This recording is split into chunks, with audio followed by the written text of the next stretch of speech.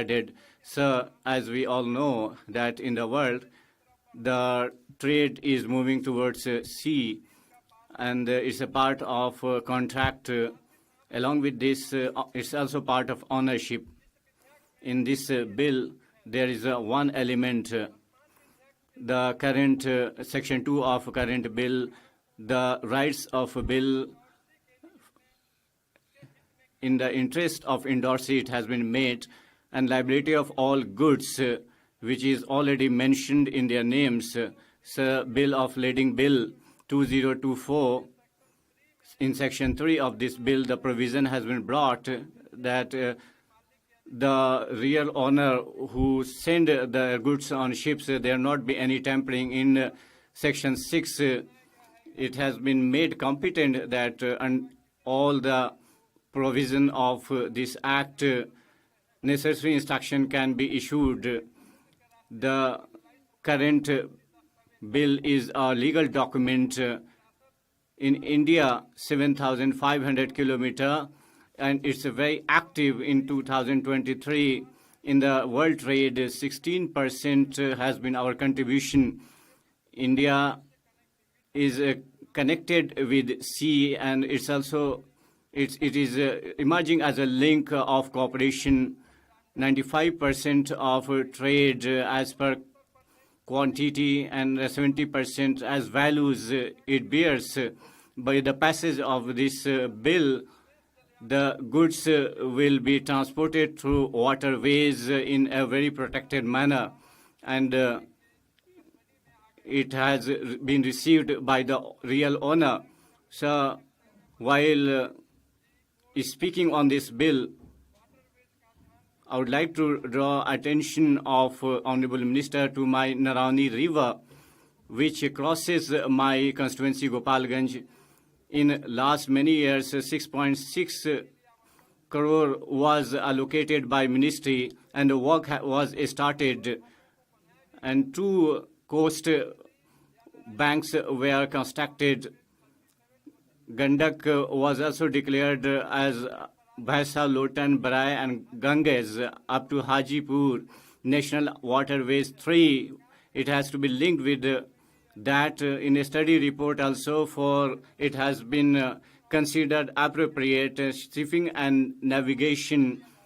It can be done through shipping and navigation. Through this house, I would urge upon the minister that Narayani Riverfront Waterways 37 should be developed, and potential cargo operation should be started so that the people of my area get benefited, and my constituency can be connected with waterways. With this, I express my views and support this bill and conclude. Thank you, Honorable Chairman. धन्यवाद माननीय सदस्य. Honorable member Sri M. Sri Bharat ji. Thank you, sir.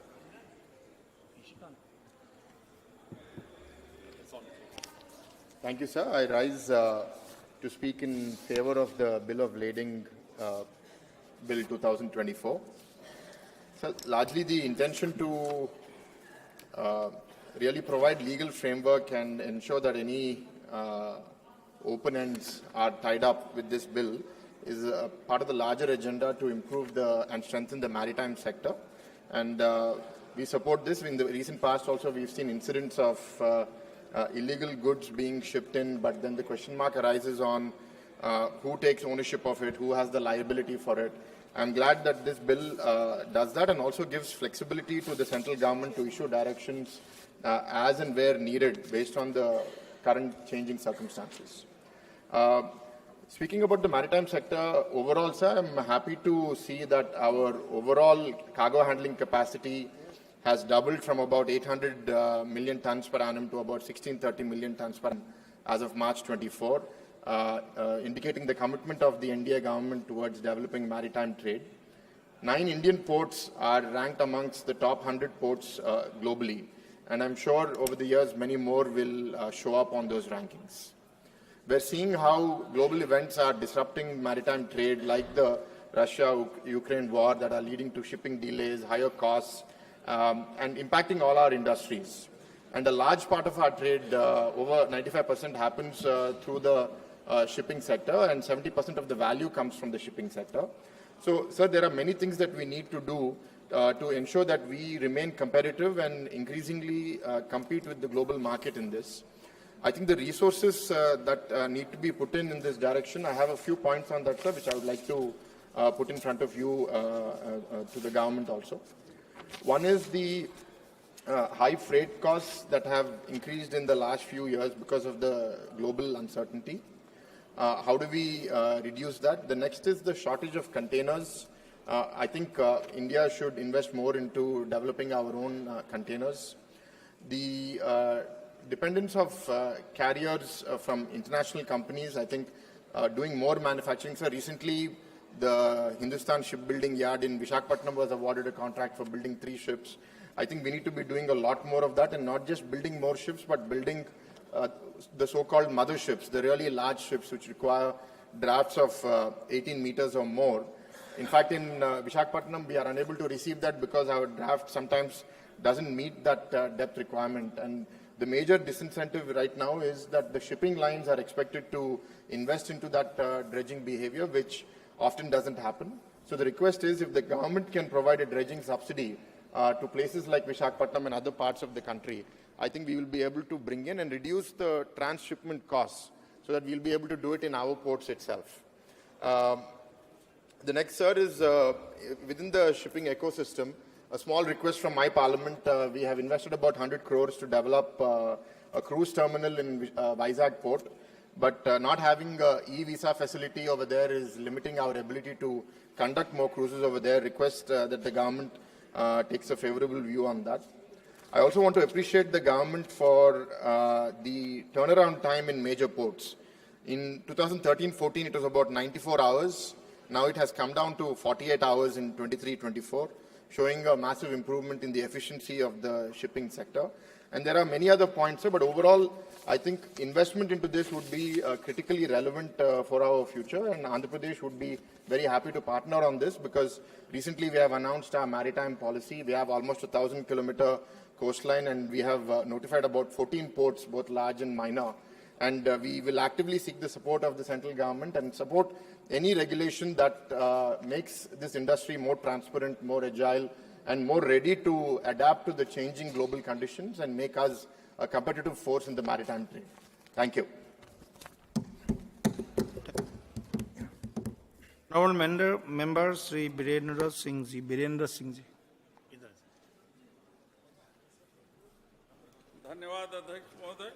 Thank you, Honourable Chairman, sir. Today, on behalf of Samajwadi Party and this Vahan Patra bill, it's a leading bill 2024. On this, I'm here to speak my views. And for this maritime transportation, it's good for the import-export. It's a good medium for that. And the central government, it's a monopoly since it is there in this department, in this area. And the state governments are not having any special participation in this matter.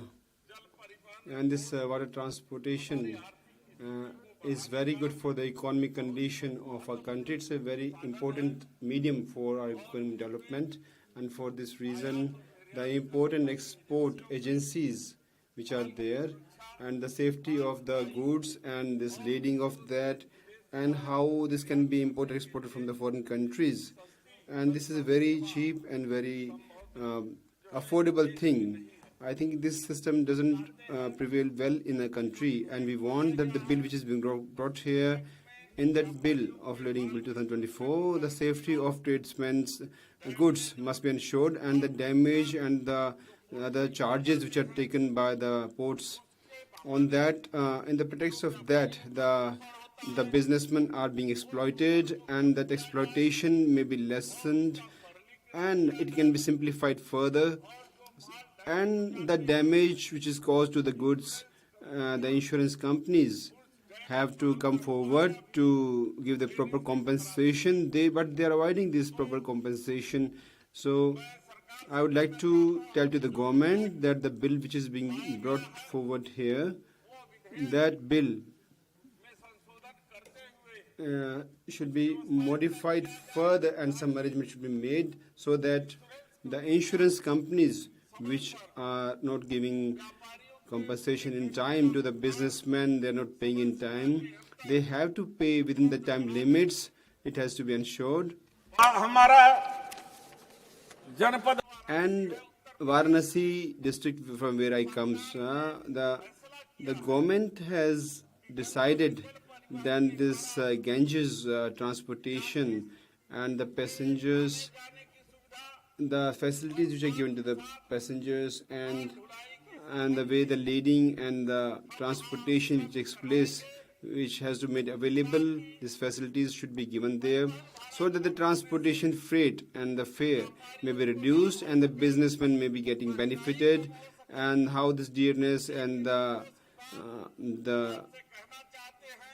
rising prices, inflation can be improved upon. And in Varanasi and Milkipur, the port is being established there. 3,000 families which are very poor there, who are living there, and they are not being given the compensation. They are forcibly asked to leave their places and uprooted from their living areas. And in the name of Lord Buddha, there is an institution there.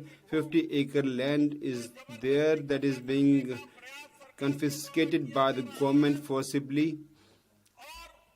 And from Varanasi to Haldia, whether it is Gazipur or it is Balia, Patna,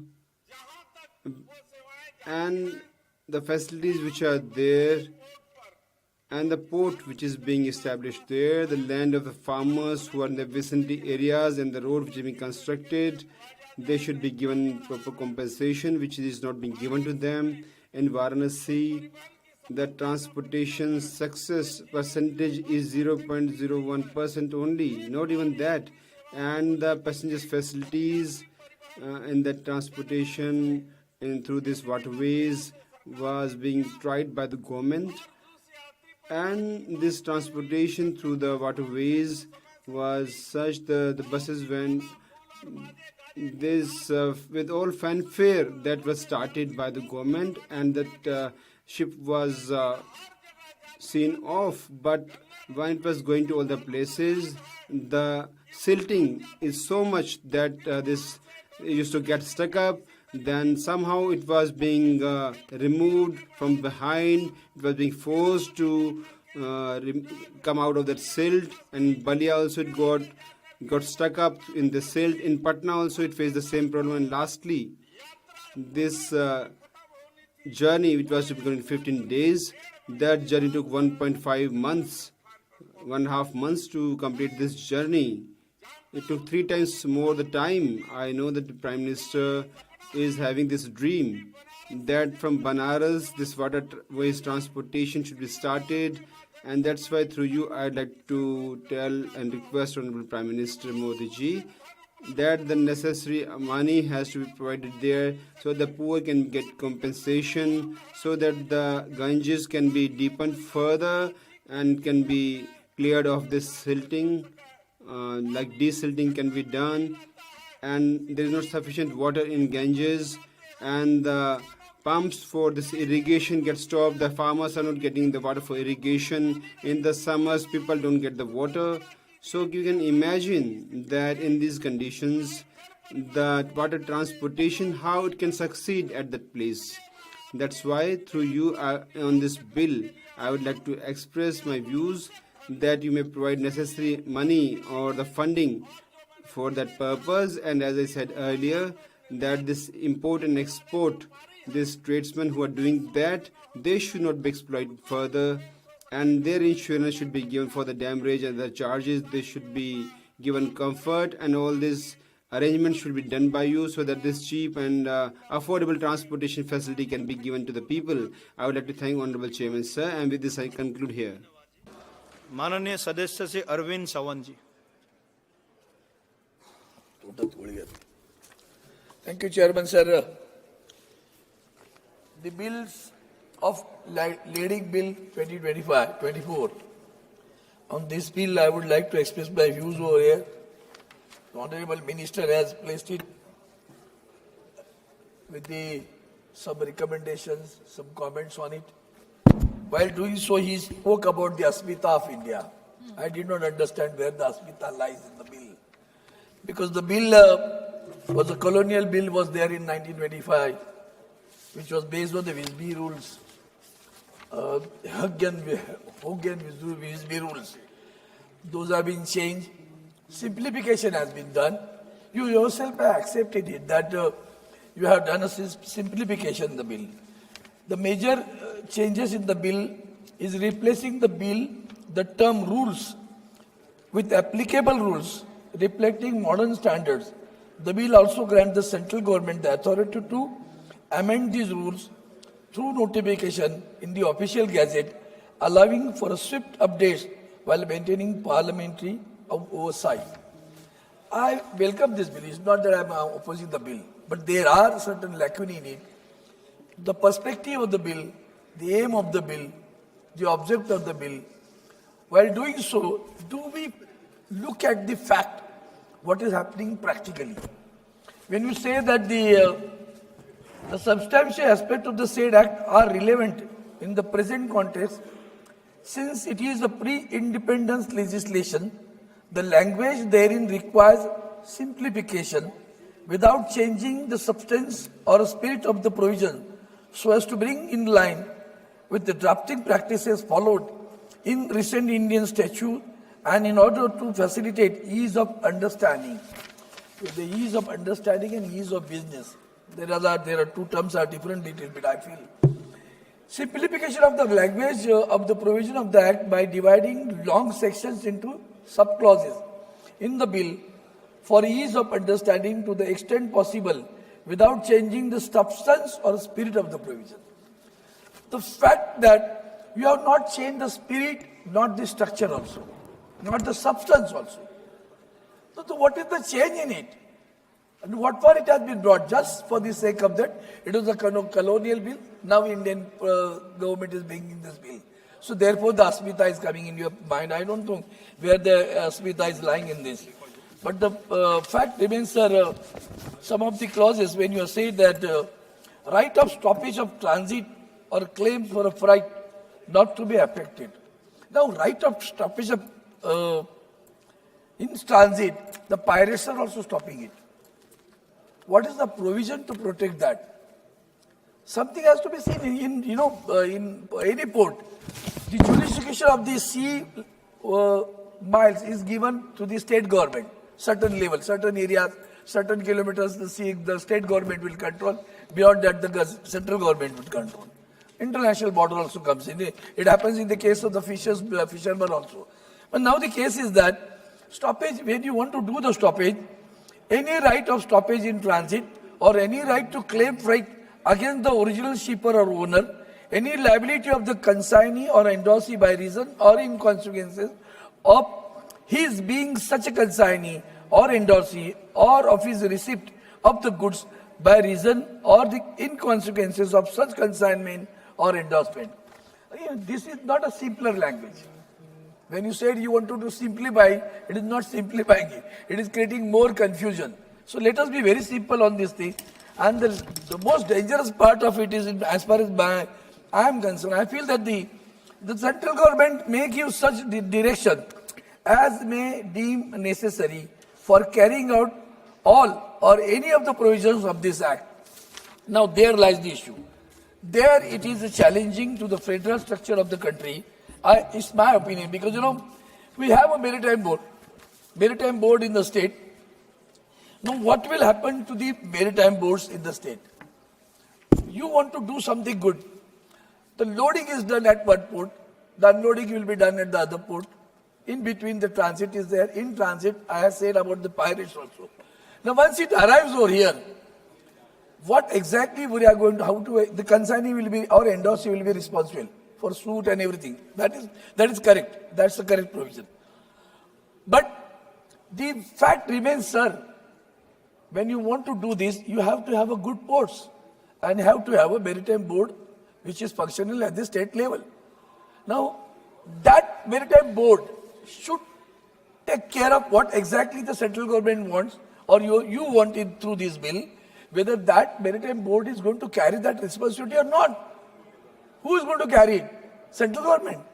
Or central government will monitor it or give a directive to the maritime board. Or you are going to make a maritime board non-functional. That answer has to be given by the minister. I feel it is a rather very, evasive action of the central government in the maritime board of the state government. Now, as far as Mumbai and Maharashtra is concerned, you are well aware, you come many times in Mumbai. The Mumbai port was the best port of the country. Of late, you have gone for a ward one. There is opposition, strong opposition, resentment is there, strong opposition, the agitations are going on. I do not want to politicize the issue over here. But when you are developing it, you are bringing the sand from the Gujarat to ward one vendor to reclaim the land over there or sea land over there. Okay, good. Why not from Mumbai port? If you do it, the draft of the Mumbai port will increase automatically. You need sand. You bring it, the dredging has not been done, the stilting has not been done for a long years. When I am demanding it for last 10 years in this parliament, you people are not doing it. Why you are not doing this, sir? And where from this business will go? Where it will go? Not Mumbai port. Ward one will come. It will take some time. Okay? For whom you are doing it? $1 million question. Everyone knows who are holding the ports now. And therefore, while doing so, I, with a folded hand, request you, don't ignore Mumbai. Don't have a revengeful action. Mumbai is not only ours. Mumbai is the country's port. Mumbai is the capital, financial capital of the country. The business goes in Mumbai. Don't ignore Mumbai port. The dredging could have been done easily. By when you want to reclaim the land at Wardman, dredging, the sand should have been taken from Mumbai port and should have been brought over here. It is not being done, and I feel with the bill, the intentions are good, the simplification is good. It's not a question of Asmita, it's a question of business itself. To make a ease of business, these provisions are there, I can understand that, but I expect you, at least Sonowalji, during your tenure, as you are taking some right steps, some policy, additional policy I'll tell you. Now the encroachment is, you have given some, Mr. Shankar is the secretary, I think, over there with your department. He has given some optimistic answer to me now because the encroachments which are there on the port had to be removed and they should be rehabilitated. There also we have to go for a policy. If you are going to do the ease of business, that also is hampering. So that also has to be thought that you have moved a bit in this direction. I, with full delight, say thanks to that, but we'll have to come to a final achievement by rehabilitating those people who are here, residing over there.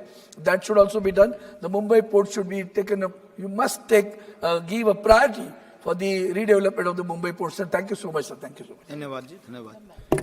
माननीय सदस्य श्री रविंद्र वाइकर जी.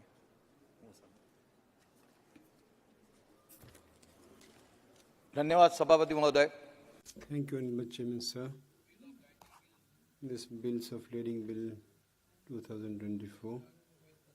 On that you gave me chance to speak, sir. I thank you. And this Minister of Transportation, this Waterways, Honorable Sonowalji and the Modiji, I really thank them for this bill. And this bill for the maritime trade, it will make it is transparent and easy. And for ease of doing business, it will be definitely historical step in this direction.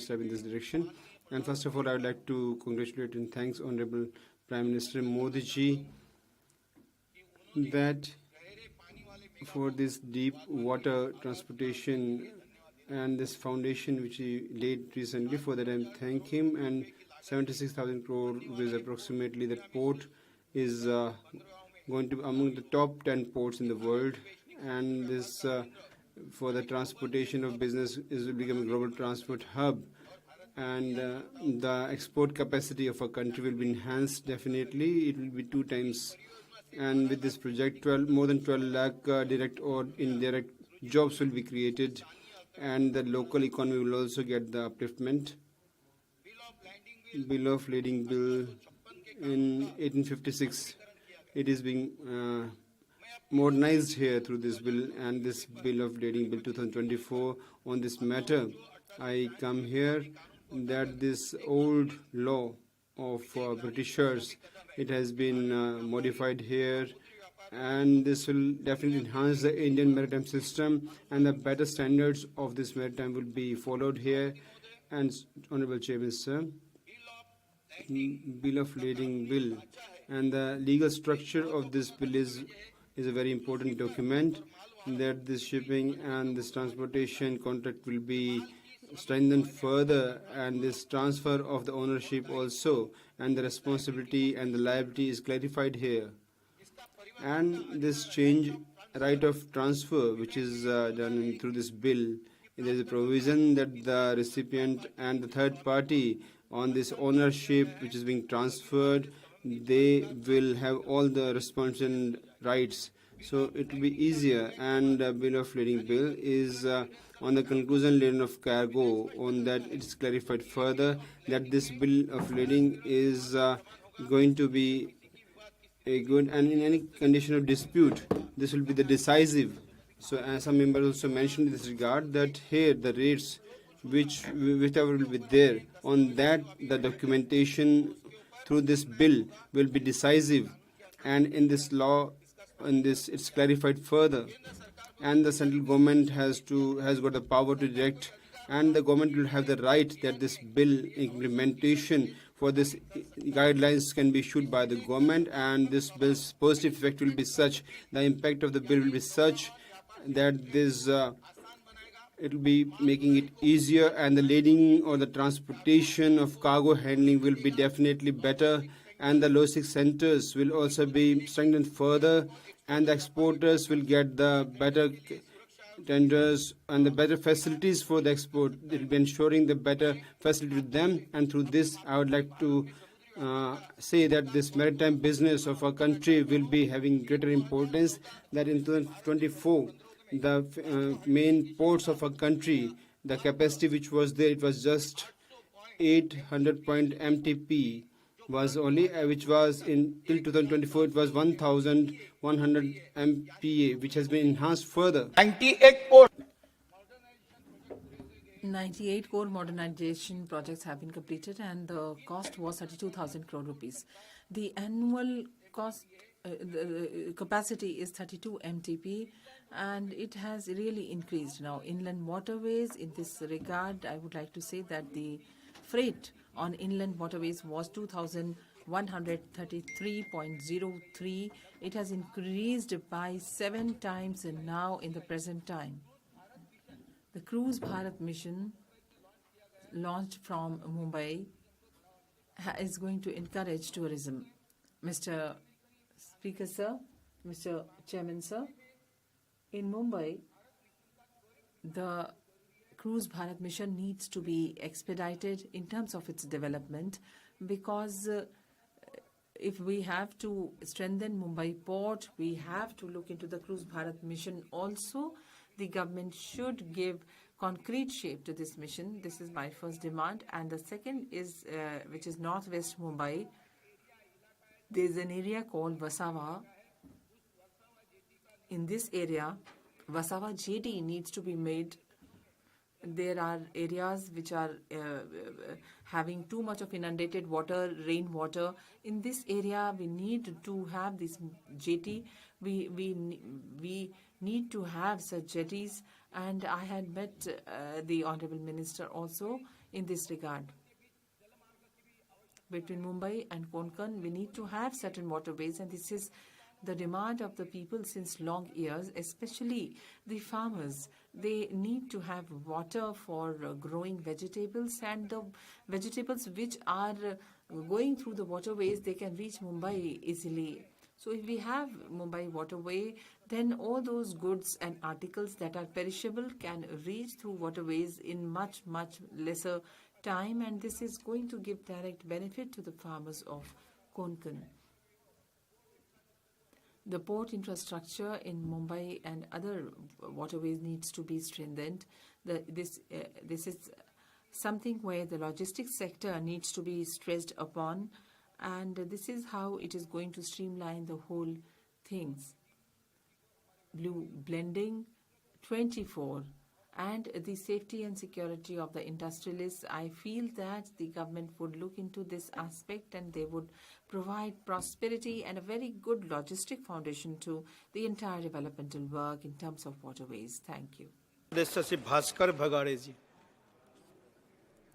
अध्यक्ष अध्यक्ष महोदय, bills of lending विधेयक 2000 Honorable Mr. Chairman, sir. मी आपल्याला मनापासून धन्यवाद देतो. हे bill Thank you very much for having given me opportunity to speak on the Bill of Lading bill. This is a very important bill. It was first repealed in 1856 bill has been repealed, and now this new bill is coming into existence. So it is from this objective that this bill is being introduced in the House. There is a big coastal line in Maharashtra, and there are many ports in and around Maharashtra which were developed during the tenure of Chhatrapati Shivaji Maharaj. They have been made here, and these many ports are being modernized, and they have been made from a modern point of view. Every administrator has provided a lot of contribution in making of these ports in our country as well as in foreign countries. Much of the goods can be imported and exported through these ports.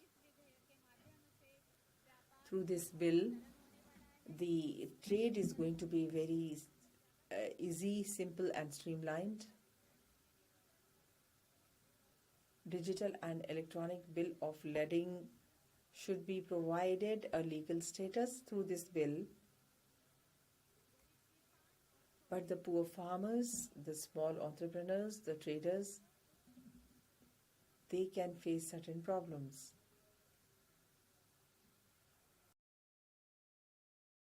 This bill will be very beneficial for big industrialists, and for small traders or small farmers, it can become a problem for them.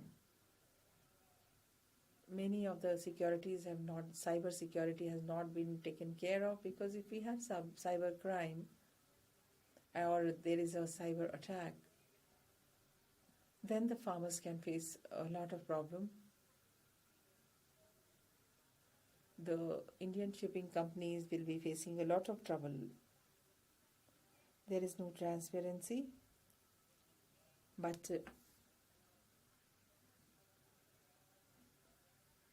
it is going to benefit the bigger corporate companies.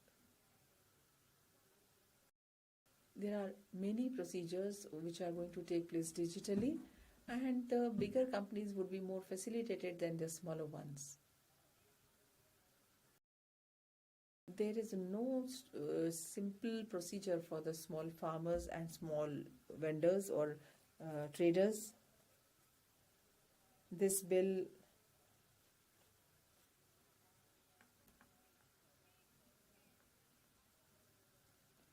there are small ports or freight forwarding companies which are not ready for this bill.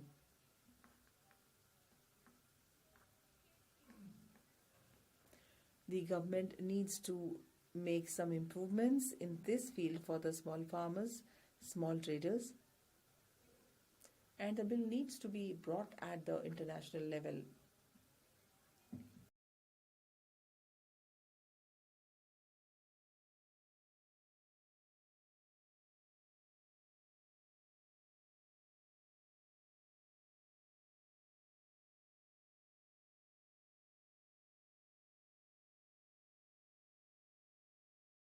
In our country, at a big scale,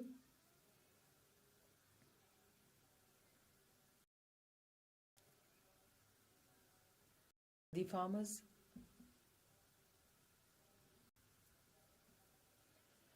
their product is being exported at a large level, especially onion and grapes. We are producing it. Maharashtra is producing onion and grapes to a large extent, and import duty is taken on these crops.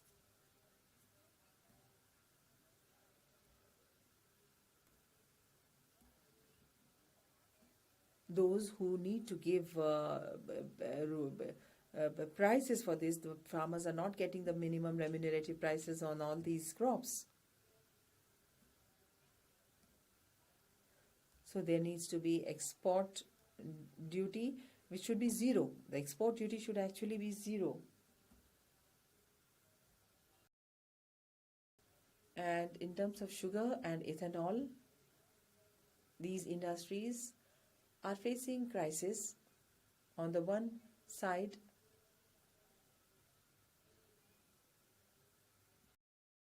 the export on sugar is being stopped, and the farmers are facing a lot of problems.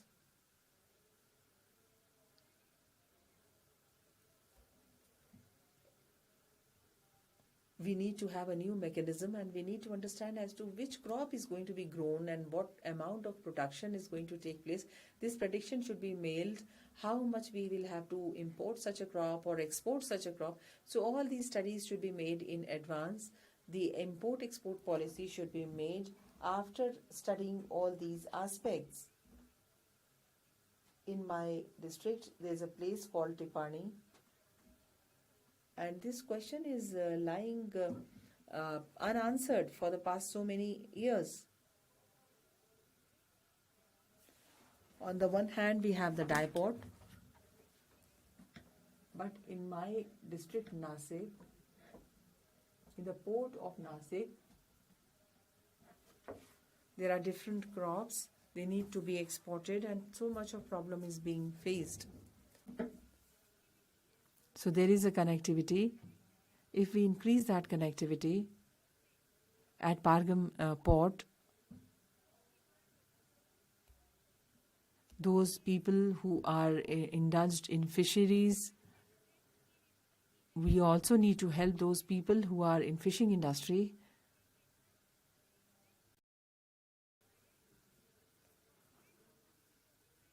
This bill is going to be helpful to only big corporates, and as for smaller traders, I don't think it is not so simple. We need to look into the needs and requirements of the agriculture sector, and that is why we feel that some of the arrangements have not been properly provided in this bill.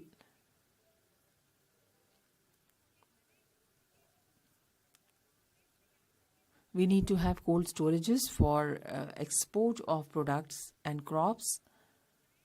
Different schemes need to be brought in so that the small traders in small rural areas, the agriculturists, the farmers, they could be benefited by it. And we have to see that it should not only benefit the big corporate houses or the big industrialists, it should help the small farmers and small traders also. Thank you.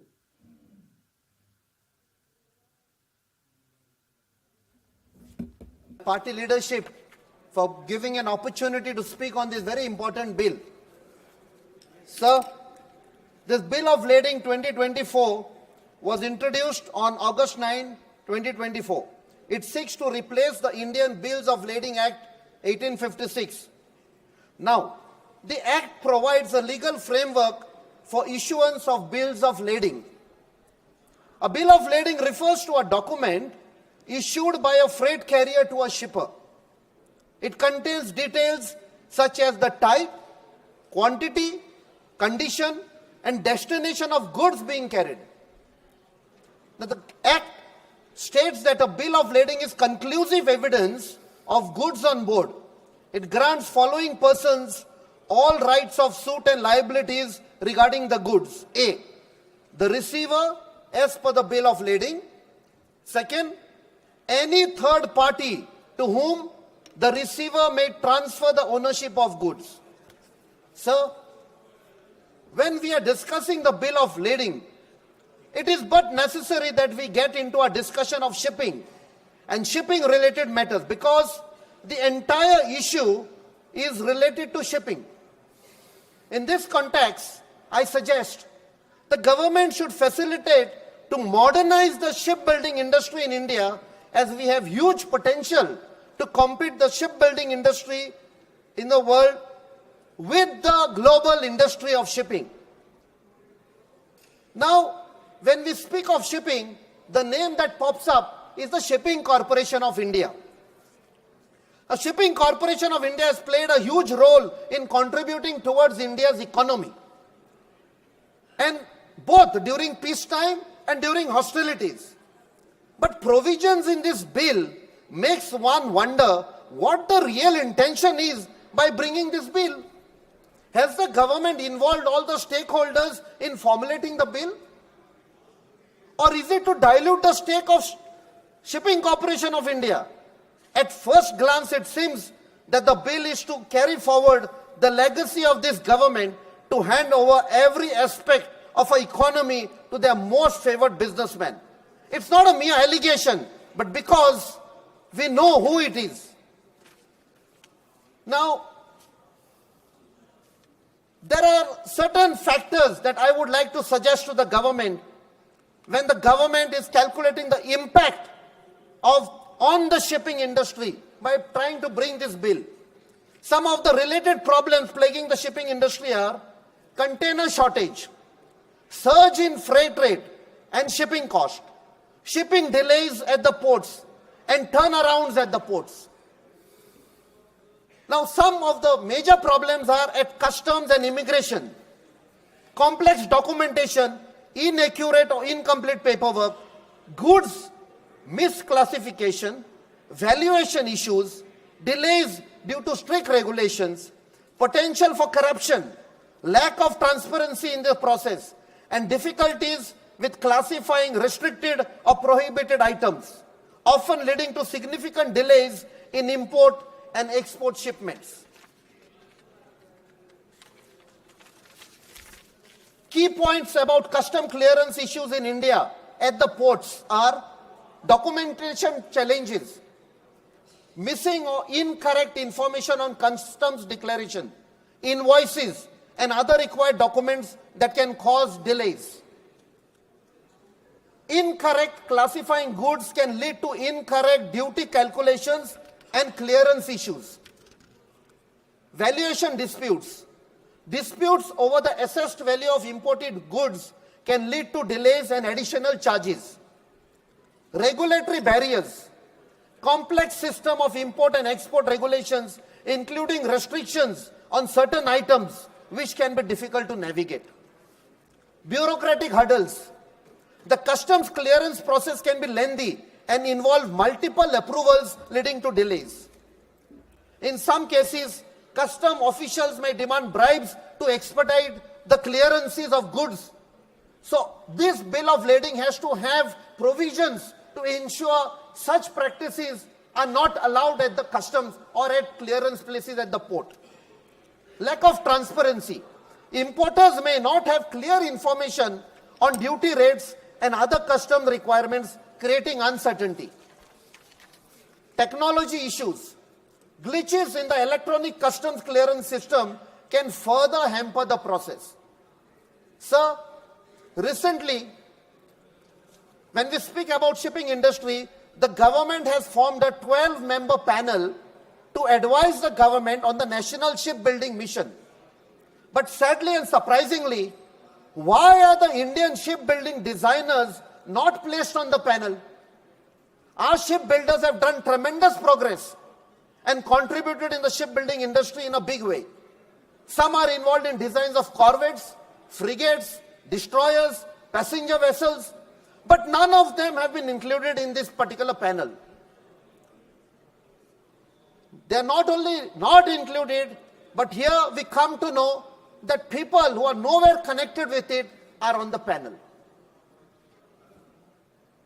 I smell a rat because it looks like an entire exercise which may finally end up in breaking Shipping Corporation of India, and who will gain from that but the most favored businessman friend of the government.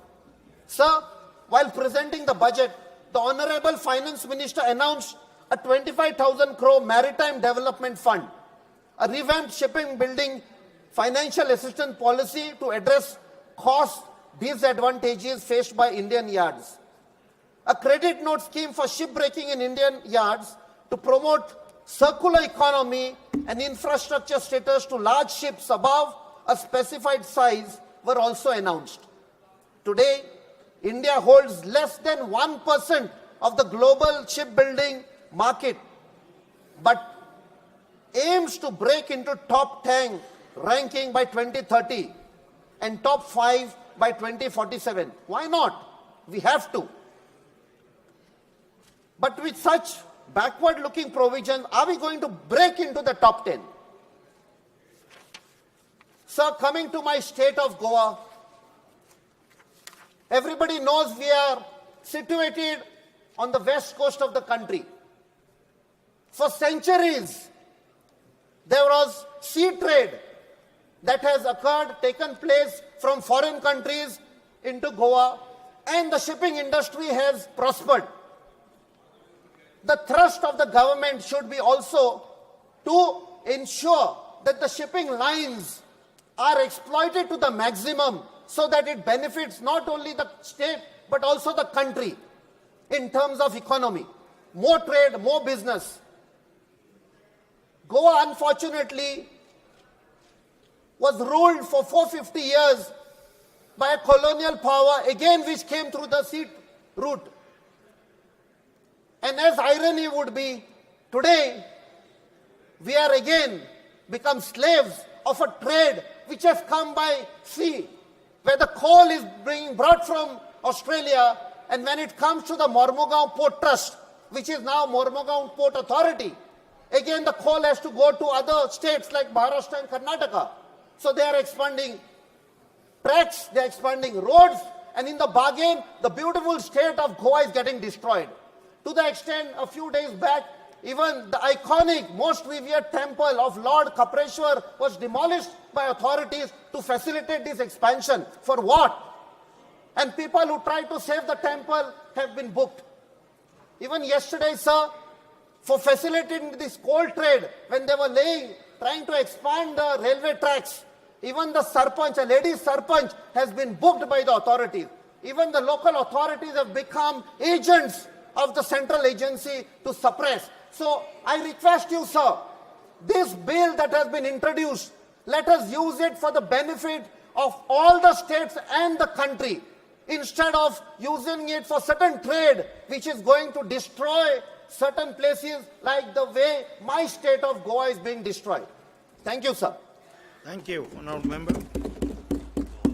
माननीय सदस्य श्री अभिजीत गंगोपाध्याय जी.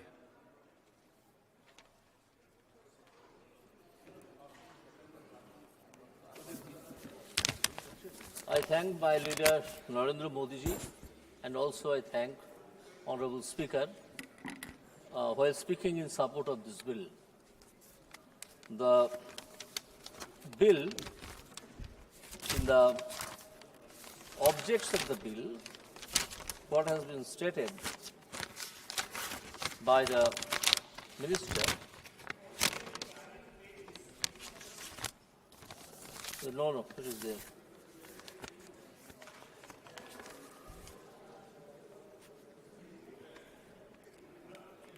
For ease of business,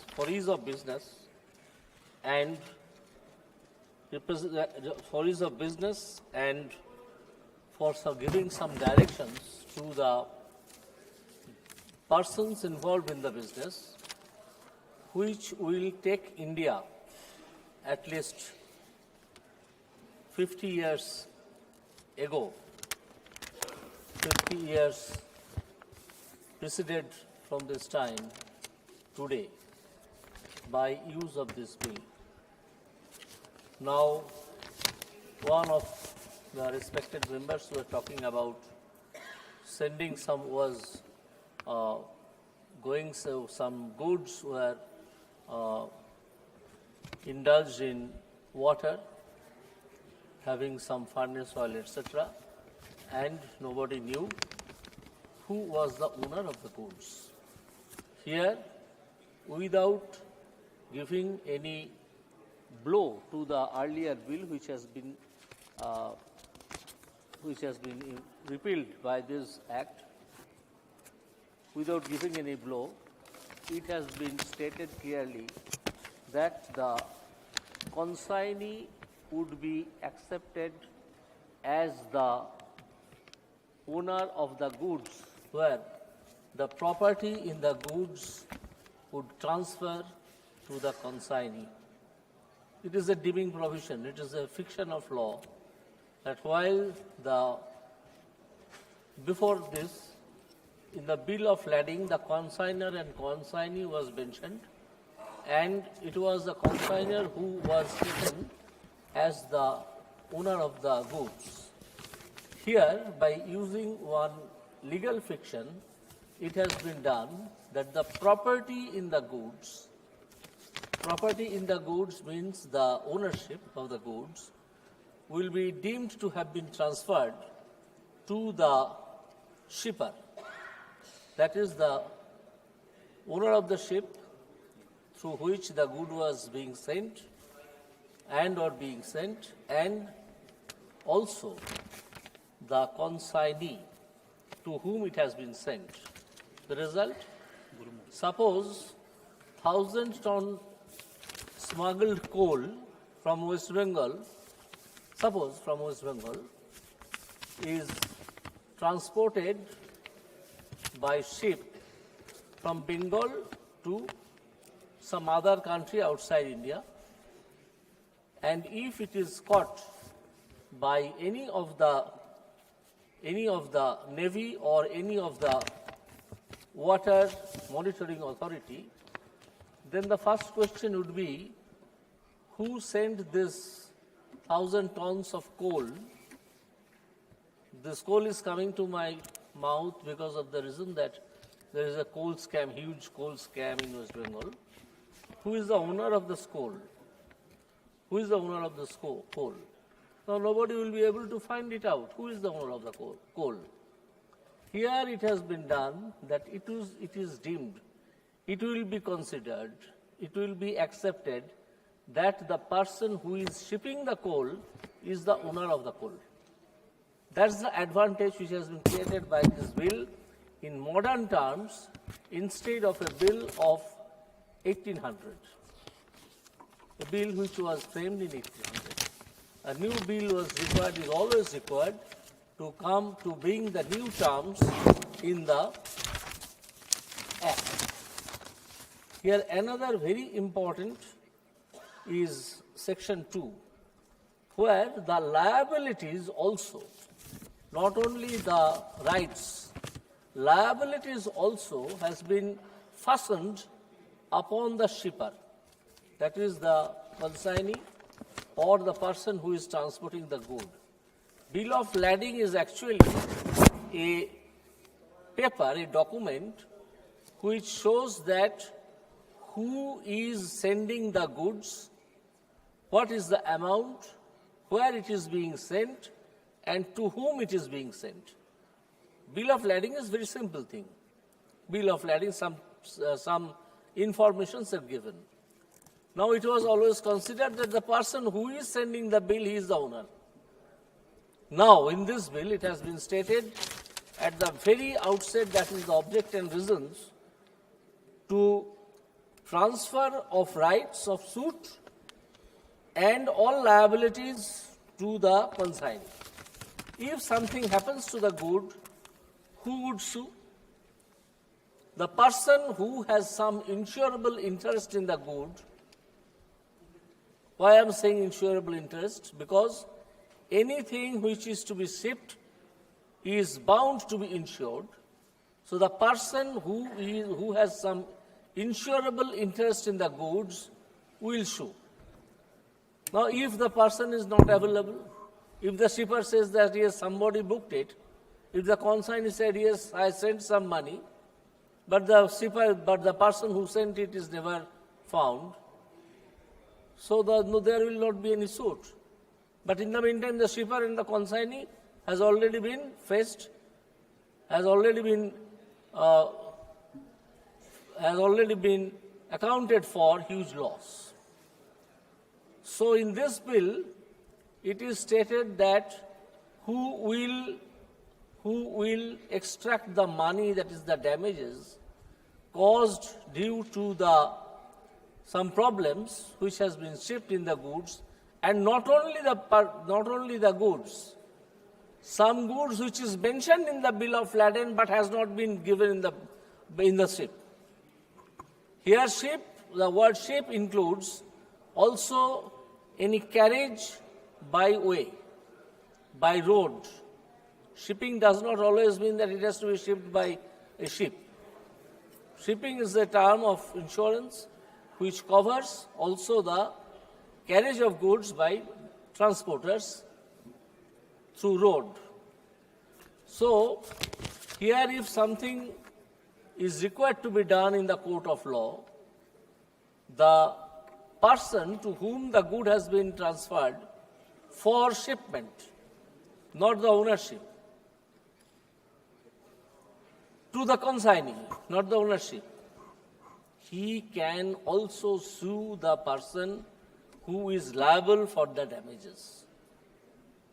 This particular provision, along with the opening up of the whole thing, that is Section 5, proposed Section 5, the central government may give such directions as it may deem necessary for carrying out all or any of the provisions of this Act. It has an opening to the national trade and also the international trade. For doing something, if some direction is required, a person is to go to the court of law, where a litigation will continue for 20 years. Whereas the government has taken the responsibility of giving directions. If the direction is bad, court has also already vested with the power by Constitution of India to declare it as bad. So whether it is a bad decision or good decision, I am not on that. I am on the question whether the government can issue certain directions for the betterment of the transport by sea or by road. The bill of lading is not only used only in ship, it is also used in transport and also in multimodal transport act. Under multimodal, we have one multimodal transport act which shows that some goods will start, say, from Calcutta to Paradip, from Paradip to some other country, from that country, from the port to some factory. For the whole thing, one bill of lading can be used. This is said multimodal transport. So this multimodal transport will also come within the meaning of this act. So while supporting the bill, I say that it has opened up an area for our country which is very progressive, which will bring India at least 50 years ahead of our time. Thanks to all. I conclude. Thank you, Honourable Member. Honourable Members, M. Gurumurthy ji.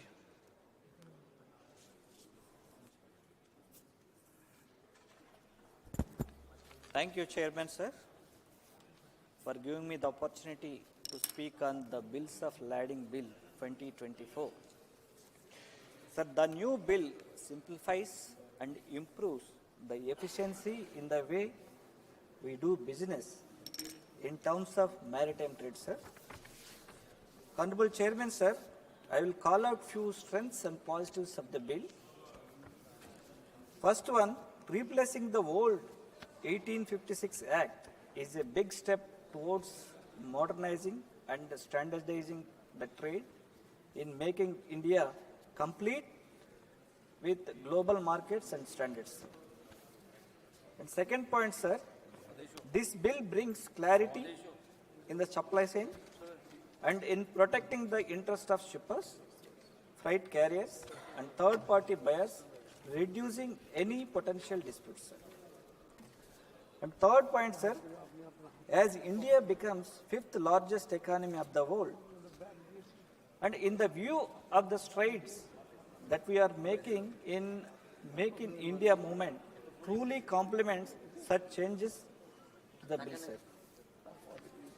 Chairman, sir, as a representative from Andhra Pradesh, a state which has second longest coastline in India, I know how important this law is for strengthening India's maritime trade. Sir, in this time, I want to recall, under the leadership of our ex-CM Sri Y. Jagannath Reddy Garu, Andhra Pradesh has taken several steps to boost the blue economy and seen a substantial growth. To refer briefly, sir, building 3 new greenfield ports at Bhavanapadu, Machilipatnam and Ramayapatnam, and developing 9 fishing harbors to support fishermen, exports and substantial practices, sir. These harbors increase fishing and prawn catching by approximately 4.5 lakh tons, contributing 9,000 crores gross value added, sir, and providing employment of 1 lakh fishermen community, sir. Chairman, sir, I see there is a big necessity and action on our, sir. As outlined, Part 10, 13th Schedule in Infrastructure and Special Economic Measures of the Andhra Pradesh Reorganization Act 2014, the Government of India committed to develop of a new major port at Duggarajpatnam in Tirupati Parliamentary Constituency, sir. Despite this provision, the project initiation has not yet commenced, sir. While that was expected to kick off by 2018 itself as a phase 1, sir.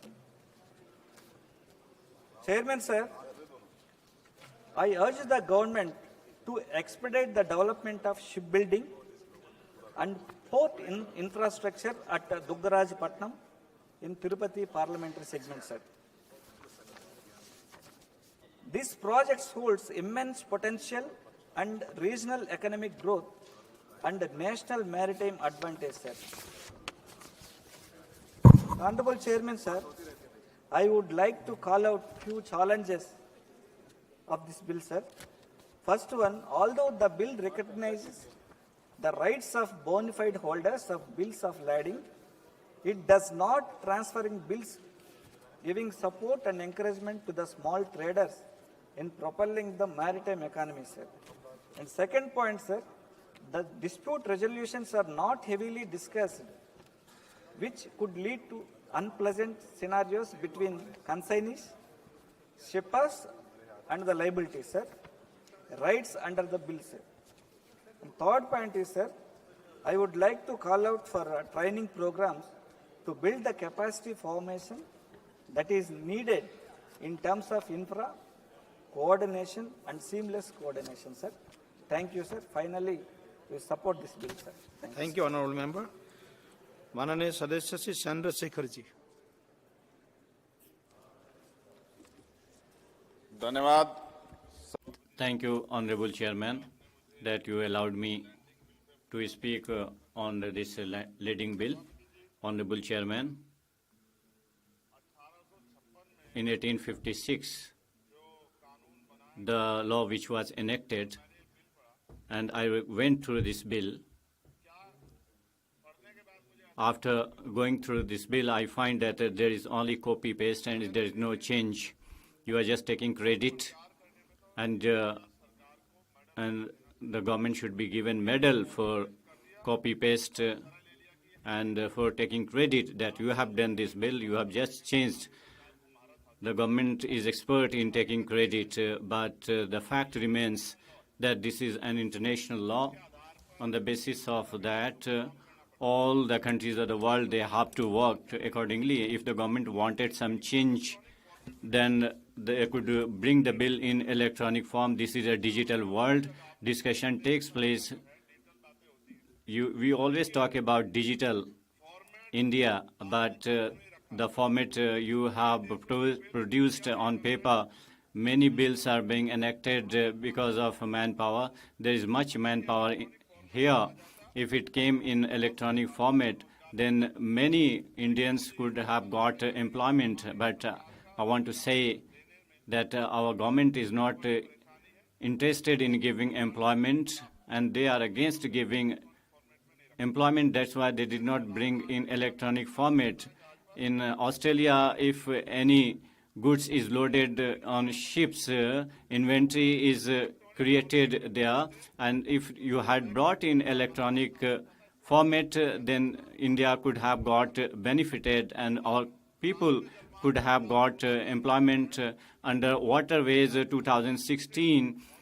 Many waterways were to be developed, but all of them were not completed. If these waterways were constructed, then it would have also saved the people from a drought situation as well as flood situation. But the government is not concerned. The consumption of petrol and diesel, if these waterways are operational, then we can save fuel, but government is not interested in this. That is why, with my sentiment, I oppose this bill, and I say government can concede to my suggestions and can do something better. Otherwise, the government is expert in getting credit. माननीय सदस्य जी प्रदीप पानिग्राही जी. Speaker, Honorable Chairman, sir, I support this bill introduced by Honorable Minister Port and Shipping, Sri Sonovalji. This bill is very important as far as the international trade and India's position as a global player, developing our economy in a national and global field. This bill replacing the old bill, which is outdated in nature, and to comply our international norms and protecting our national interest in modern time. This is a bill which is giving an ample opportunity with new sections, new simplifying the structure and bringing the many changes in old bill to make it a visible to in port sector to giving ample opportunities. As the different section of this bill also reflects and the many speakers on opposition side criticizing this bill, but I see this bill is a very important bill as far as the compliance with international obligations, streamlining regulations, broadening eligibility for ship ownership, establishing maritime utility framework, streamlining administrative framework, including integrating coastal and inland waterways, simplifying regulations. All these are very important factors that was covered under this bill. As far as the under this bill, as Odisha is also affected under this bill, Odisha's coastline is around 480 kilometers. So we need the honorable request the honorable minister to focus Odisha, as the Prime Minister is already focusing in the Purbodaya as a East policy. Odisha plays a major role in coming in an area, and Prime Minister regular visit to the state and the double engine sarkar that works in the center and the state. This bill also play a major role. I request the Honorable Minister to focus developing new ports, particularly in Astaranga, in Puri district, and Bahuda at Ganjam, and Palur in Chhatrapur of Ganjam district. This will do a wonderful job as far as the economic growth of Odisha is concerned. As the communication is a very important part of the nation, as per the seaport is concerned, or the airport is concerned, or the railways are concerned, or the roads are concerned. So in modern days, the communication play a major role. I hope this bill brings in a major changes in as far as the maritime trade is concerned. I hope the Honorable Minister during this bill, passing of the bill, he will focus on Odisha to bring new ports with new provisions to make a Viksit Bharat agenda of Honorable Prime Minister to 2047, and Odisha will play a major role by providing a growth of contribution to the national growth as far as economy is concerned. Thank you for giving me an opportunity in this bill. Thank you. Sri Sachidanandan, Honorable Member Sachidanandan. Good evening, Speaker, sir.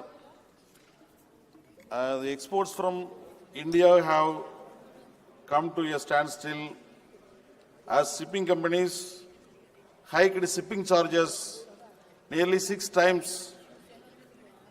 Various sectors such as jute, seafood, food processing and species have been disrupted.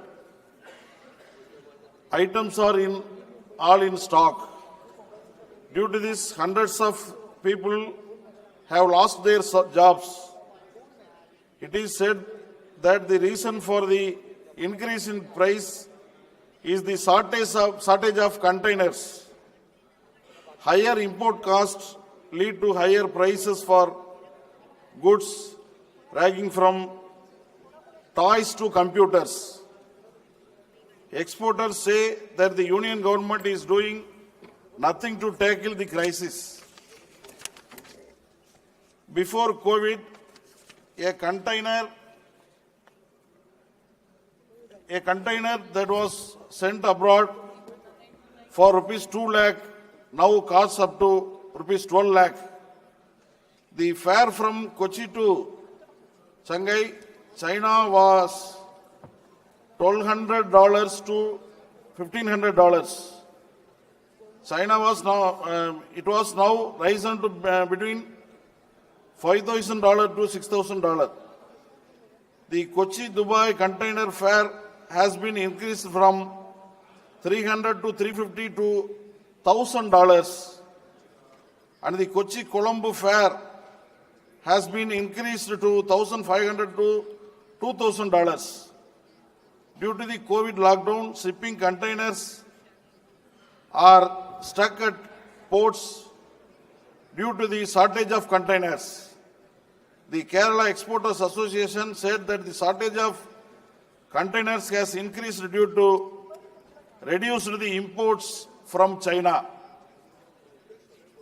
Due to the reduced imports from China, the shipping companies are reluctant to deliver containers to Kochi to higher profits at other ports. So, the lading bill amended as to control the shipping charges. Thank you very much, sir.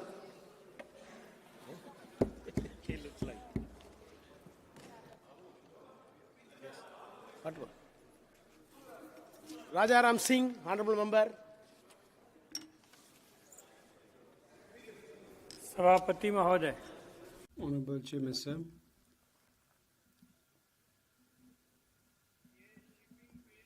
This shipping bill, we are discussing that it was in 1856 that this law is being repealed and being changed here. But the second truth, the bigger truth is this, that as railways and other areas where this privatization has been promoted, shipping bill के through this bill of lading bill, also the private companies are going to be given more priority and preference. And it was talked about the freight raise, that we say that we are opposing the Britishers' bill, but company or corporatization is being done. I oppose this.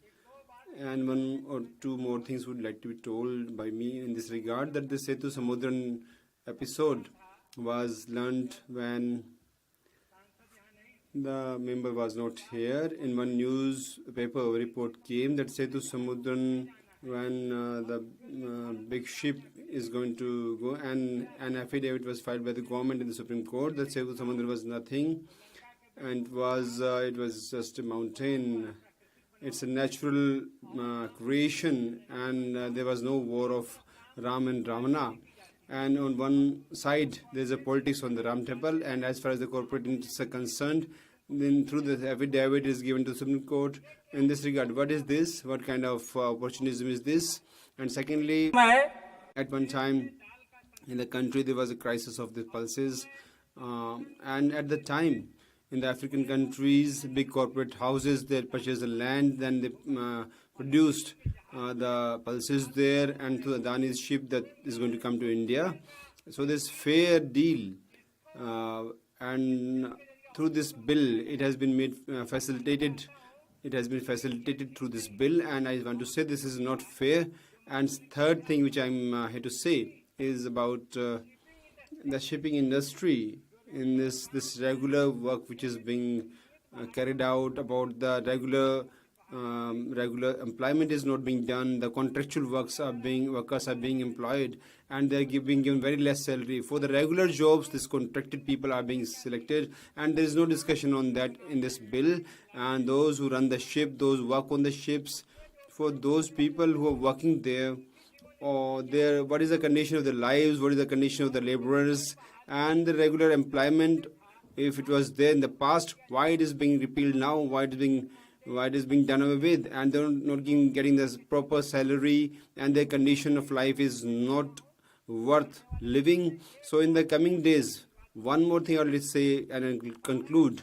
This Paradip port is government port and in Odisha, and there is a private company nearby, and the private company was being given the port, and that time a lot of protest was there, and the decision was taken back. But there was an effort that this iron ore directly it can be privatized on that port. They can take to their country, and they can manufacture this by using this iron ore, and they can utilize for their purposes. So this effort is going on in Odisha, and in Gujarat also we can see that on private ports how on large scale the drugs are being exported, and it's going to the other parts of the country. It's spoiling the health of our youth. And on all these aspects, this bill should have the discussion. There's all-round effects of that on the environment, and on all those factors, the bill must have the discussion. Thank you, sir. Thank you. Sri N.K. Bremchandan. Thank you very much, Mr. Chairman, sir, for giving me this opportunity to take part in the discussion on the Bills of Lading Bill 2024. Sir, I was surprised to hear the arguments and observations from the Treasury benches that it is going to make drastic changes in the maritime sector because ample business opportunities will be provided after passing of this bill. Sir, there is nothing to oppose or nothing to support in this bill. Rightly, the honourable member has observed in his opening remarks that it is a repeal and reenactment of a pre-independent legislation. But I would like to add two more words to along with this. It is a repeal and reenactment of a pre-independent legislation without any changes and without any reforms to the tune of the time. What is the scope of this legislation? Sir, the pre-independent legislation was Indian Bills of Lading 1856. It is a law that governs the transfer of goods shipped by the sea. It defines the rights and liabilities of carriers and consignees. And I have gone through the Indian Bills of Lading 1856. So the same bill, same provisions, and the contents, everything is the same. Then what is the scope of bringing a new bill without any changes in order to suit with the situation, in order to suit with the new liberalized economic era? Because this bill is enacted in the year 1856. That is 170 years ago, this bill was passed by the British legislature or British India government. And even now, after 170 years, the government of India, led by Honorable Prime Minister Sri Narendra Modi ji, and even the minister, Port Minister also has spoken in his opening remarks that 1,500 obsolete legislations has already been repealed. And we want to decolonize the legislations, as in the case of IPC, Criminal Procedure Code, and Indian Evidence Act, but copying it in a different form. Nothing else is there. There is no in-depth wisdom is not being put on the legislation. That is the reason by which I am saying there is nothing new so as to oppose or so as to support the bill. Sir, only one new provision has been incorporated in the bill, that is Clause 5 of the bill. Sir, what is Clause 5 of the bill? The central government may give such directions as it may deem necessary for carrying out all or any of the provisions of the bill. So other than this, the entire provisions are the same. There are three clauses mainly. Number one is rights under bill in lading west in consignee or endorsee. And the second one is no right of stoppage in transit and right to claim freight against the original shipper or owner. And the third point is regarding the bills of lading in the hands of a consignee is a conclusive evidence of the shipment as against the master. This is the content of the bill 1856 as well as 2025 bill is same provision, same content, nothing is doing. So my pertinent question I would like to ask to the Honorable Minister, you have incorporated a new provision clause 5 that the government of India is empowered to give directions from time to time as it deems necessary, either for all the for implementing either all the provisions or any of the provisions of the bill. So I would like to know from the Honorable Minister, even if there is no such provision in the bill, a bill passed by the Parliament, Government of India is empowered to give directions so as to implement the provisions of the bill. It is implied. There is no need of an explicit provision in the bill that the government can give directions for the implementation of the provisions of the bill. So what is the purpose of incorporating a new provision clause 5 in the bill? Just to show that we have reformed the bill. That is the only reason why we say new bill has been brought in. Otherwise, you have to come with so many changes. Sir, I have got 5 suggestions. Let me come with these positive, very concrete, positive suggestions. So the number one is the lack of adequate safeguards for Indian exporters and importers. Sir, bills of lading are one of the most essential documents in international trade, as they serve as both the receipt for goods and the title to the goods being shipped. However, the provisions under the bill fails to provide adequate safeguards to Indian exporters and importers, the backbone of the country's trade sector.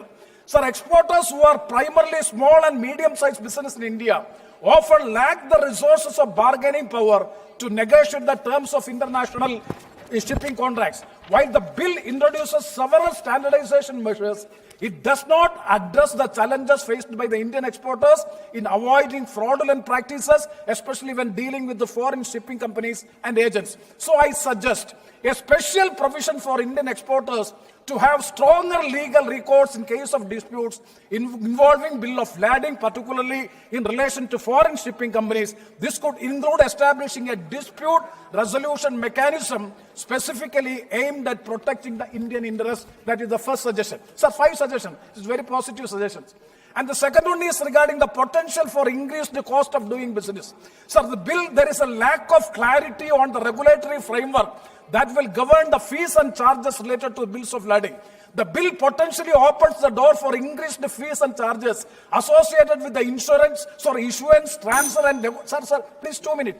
Issuance, transfer and negotiation of these documents. These costs could place additional financial burden on Indian businesses, particularly the export and import. So my point is that the cost competitiveness is a critical for Indian business to succeed in the global market. So sir, I suggest a regulatory cap on fees and charges for bills of lading, ensuring that this do not unduly burden the Indian MSMEs. And the third suggestion, sir, regarding the maritime sector and the carriage of goods seized by the sea. There is another bill is also carriage of goods by sea bill. Sir, there are provisions there are contradictory provisions are also there. So I would like to urge upon the minister, kindly go that there shall not be a contradiction with these 2 bills. And the fourth one is very, very, very important suggestion, that is the technological advancements and the digital bills of lading. Sir, this is the most modern era of communication technology, even the artificial intelligence era. Sir, the issue is, it is limited focus is there on the digital transformation of the maritime industry. In an era of rapidly advancing technology, the electronic bills of lading, the use of electronic bills of lading has become the global standard in international trade. Several countries, including major trading nations like United States, Singapore, UK, have already embraced digitalization in the shipping sector. India, however, has lagged behind this area. The bill makes, sir, 1 second. The bill makes only passing mention of the electronic bills of lading and fails to provide a robust framework for their adoption and regulation. The lack of clarity in digital bills of lading could make India's maritime industry less attractive to international shippers and importers who increasingly prefer the speed, security and efficiency of a digital solution. Sir, with these suggestions, I make 2 points, that is regarding the WION International Seaport Limited.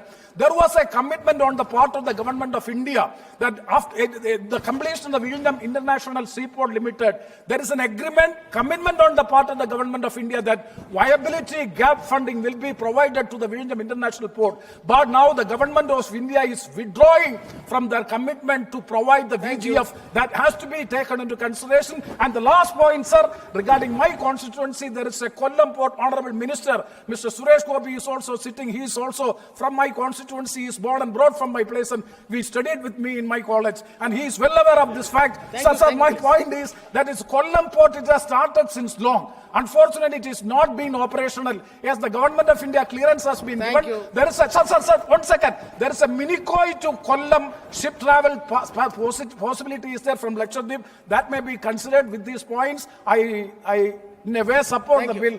Thank you. Sri Nishikant Bhai.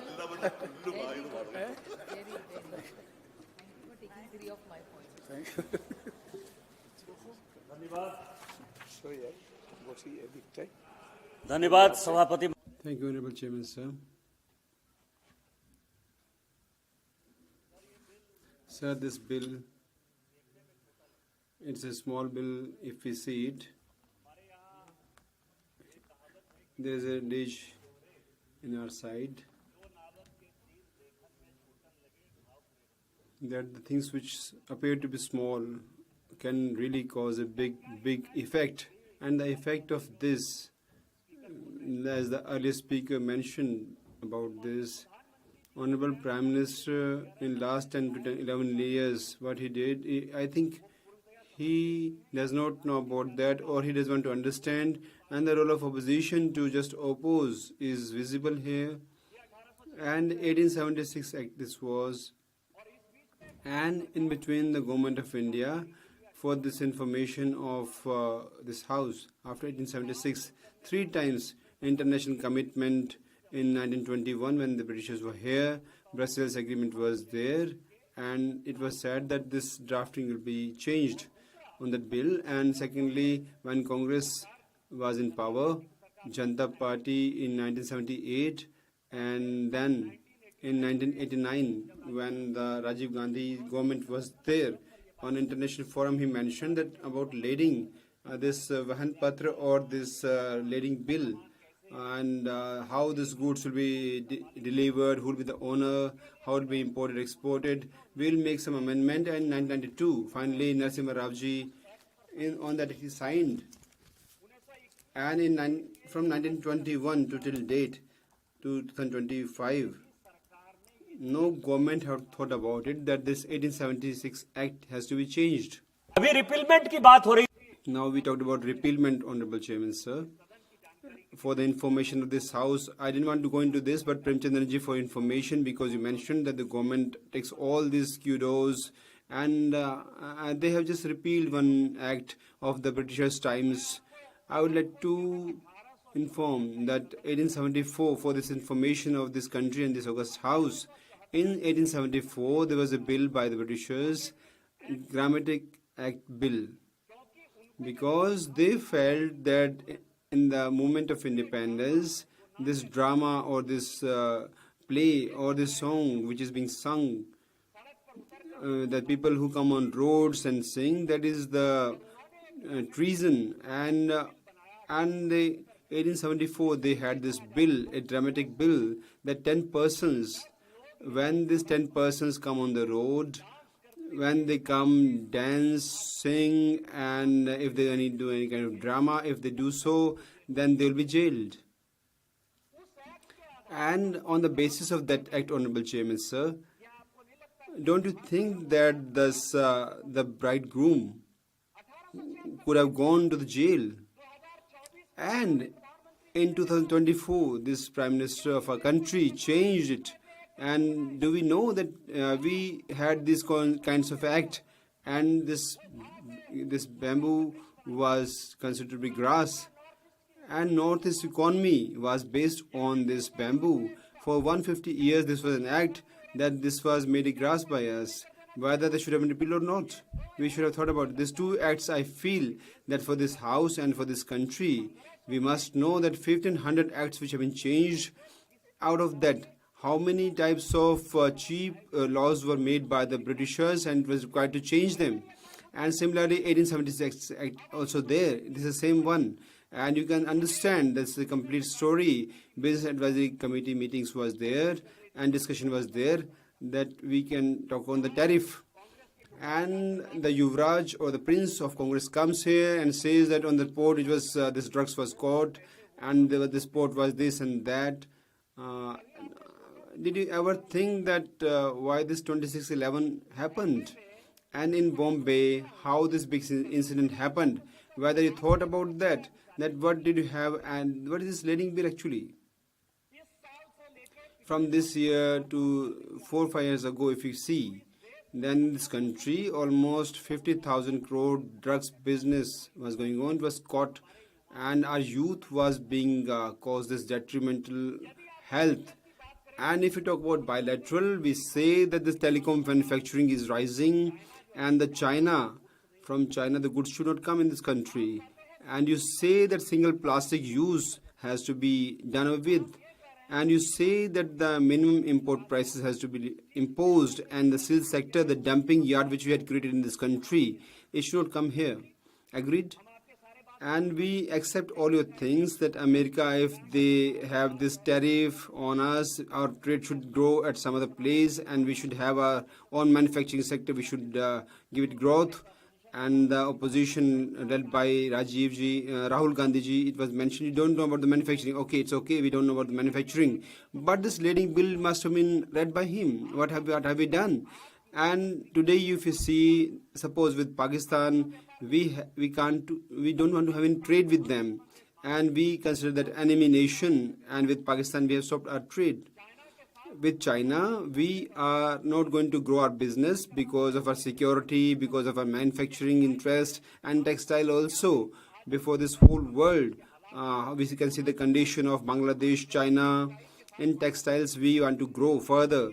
But if you want to grow further in textiles, then if the shipping is from Shanghai port and Shanghai port goes to Singapore, if somebody from China has sent textiles to our country and they say it goes to Singapore, and from Singapore it comes to India with a different name, so we can say that destination port is that is Singapore. Similarly, about oil also, if we say that with some countries we have banned Syria, Libya. In our country, fertilizers is a big problem. We lack fertilizers, whether it's nitrate, phosphate. If we have, then if it comes, then it is banned at some places, and the ports from where it is going to be given to the consignee, and where it is being loaded in the ship, how many kg was loaded, and from where the ship has gone to which place, and then how it came to our country, or from our country the loading which took place. As we talk about the black money in this country, as regards black money, 72-73 report, and in 2012 also in this August House, this black money on that Pranab Mukherjee Saab, the then finance minister, then he became the president of this country. He issued a white paper. On that he mentioned that this black money is generated, and the biggest source of this 85% is the black money of this country is only and only through import and export. Import and export bill which was there, on that did we ever think of it, that what we send from here, suppose the textile is being exported from here, and from there the arms order has been taken that we are going to have this factory, we are bringing arms or anything is coming from the outside on this in this country. In 1876 to till date, one very important thing happened. This was a big vacuum. The electronics which you talked about, that this electronic bill should be there. Premchandranji, for information, in the whole world, 45 million billing or lading takes place. And out of that, you gave the example of USA, because just we feel that US is a big country. We know that they're developed. China is a very developed nation. They must have done well. Europe has done very well. Okay. But for the information of this house, I would say that in electronics billing, leading only 2.1% only. Only 2.1% of electronics. If it is just 2.1%, then what kind of business do we do? Our economy is just 4 trillion. And US economy is very much ahead of us. Europe's economy is ahead of us. Import, export of China, how much is that? Why don't we do the electronics business? So the way we are doing it, maybe in this world, very few countries may be there. So when we say we discuss on the bill, then we have to see in the right context. And in this bill, what are the benefits and what are the pros and cons of this? We must understand that first of all, what is the benefit of this? And we will get little details that how much production has taken place, which company has done this production. If steel is coming to our steel sector, then China's which company has produced this? And America, which company of USA has produced this? So after this, what kind of import license was given? That is the second question. And import license after that when it got support, then on port when it has to be told to the ship owner that the ship owner must be informed that this import licensing he was authorized and he has transported on the ship and responsibility of ship owner. And as Nirav Modi case, if we talk about why this happened, because the bank's guarantee, which was considered to be LC, on the basis of which in our country the goods come from to our country or goes from our country. So the bank line of credit which is being given by the bank, in that that PNB has faced the difficulty, SBI faced the difficulty. So this problem which was faced by them, who is that person responsible who brought this LC, who asked for this LC? As on the port of Gujarat, you say that the drugs were caught. Who has ordered for? Nobody knows about that, who had ordered these drugs. And you just blame the government of India. On this leading bill, the biggest thing is about the details of party will be known. So the complete chain of that will be told whether this bill was not required. And secondly, the cargo which is there, from where to where it has gone today. If I say there are many countries, as in USA, USA has banned Russia. You might be knowing that if from Russia some good goes to USA, it goes, how does it go? So the country which are friendly countries to, suppose Britain, Singapore is a friendly country of that country, then from Russia it goes to Singapore and it has gone to UK, and from there it has gone back to USA. But when we bring this bill, when this bill is being brought, this leading bill, then transparency will be there. That destination from where it is originated and where it is going, that is the second aspect of that. The third aspect is the cargo. They won't wait. And one CAG report was there that under the UP government, at least 50,000 crore rupees per year was just in the lowest section cargo weight. You must be knowing that as on date, there will be many ports, because in the port sector, many problems are there. As some people mentioned, that is a question of states, infringement of state, and as the states have these ports, sometimes I really have this mockery of this. What will happen in this country? That major minor port, if you say, which are the major ports? The government of India, when government of India makes some port, the other sub is there. The port of Calcutta is a major port, and Haldia port is a minor port. Major port because the government of India has created that, and the Haldia is made by the corporation of state government. That is the difference between the major and the minor port. Major port is definitely having more business in comparison to the minor ports. There are some minor ports which are not having any competition with the major ports, but the definition is such: the center which creates is the major port and the states create the minor port, and the legislation of that is by the government of India. Sometimes the state government does that. Sawanji was talking about the maritime board, but the customary sign of 5 kilometers after this international border is there. Knowingly, unknowingly, the border is controlled by the government of India. We will see that. Suppose there may be many, like Panama Canal, Suez Canal, international fight is there, conflict is there. When this conflict is there, which cargo is going to which place, this will be done by the international authorities. And on this basis, the waiting which happens at some cargo, for some cargoes at some port, sometimes this waiting After this leading bill, when it is passed, there will be big transparency on that. I'll just conclude 2-3 minutes because there are many people to speak on this matter. And the terms of payment, as I mentioned, LC, if it is open, then many banks feel that when the goods are transferred here and people are not accepting that, and the quality of that product is so bad, as we send something from here, our country, and USA solves that, Singapore solves that, or Europe also stops some import of this kind, which is of the bad quality. So the terms of payment which is there, it is determined in the preliminary stage only, and after this bill which is passed, 1878 International Act which was there, on the basis of that it will be created, and that will be fixed on that point.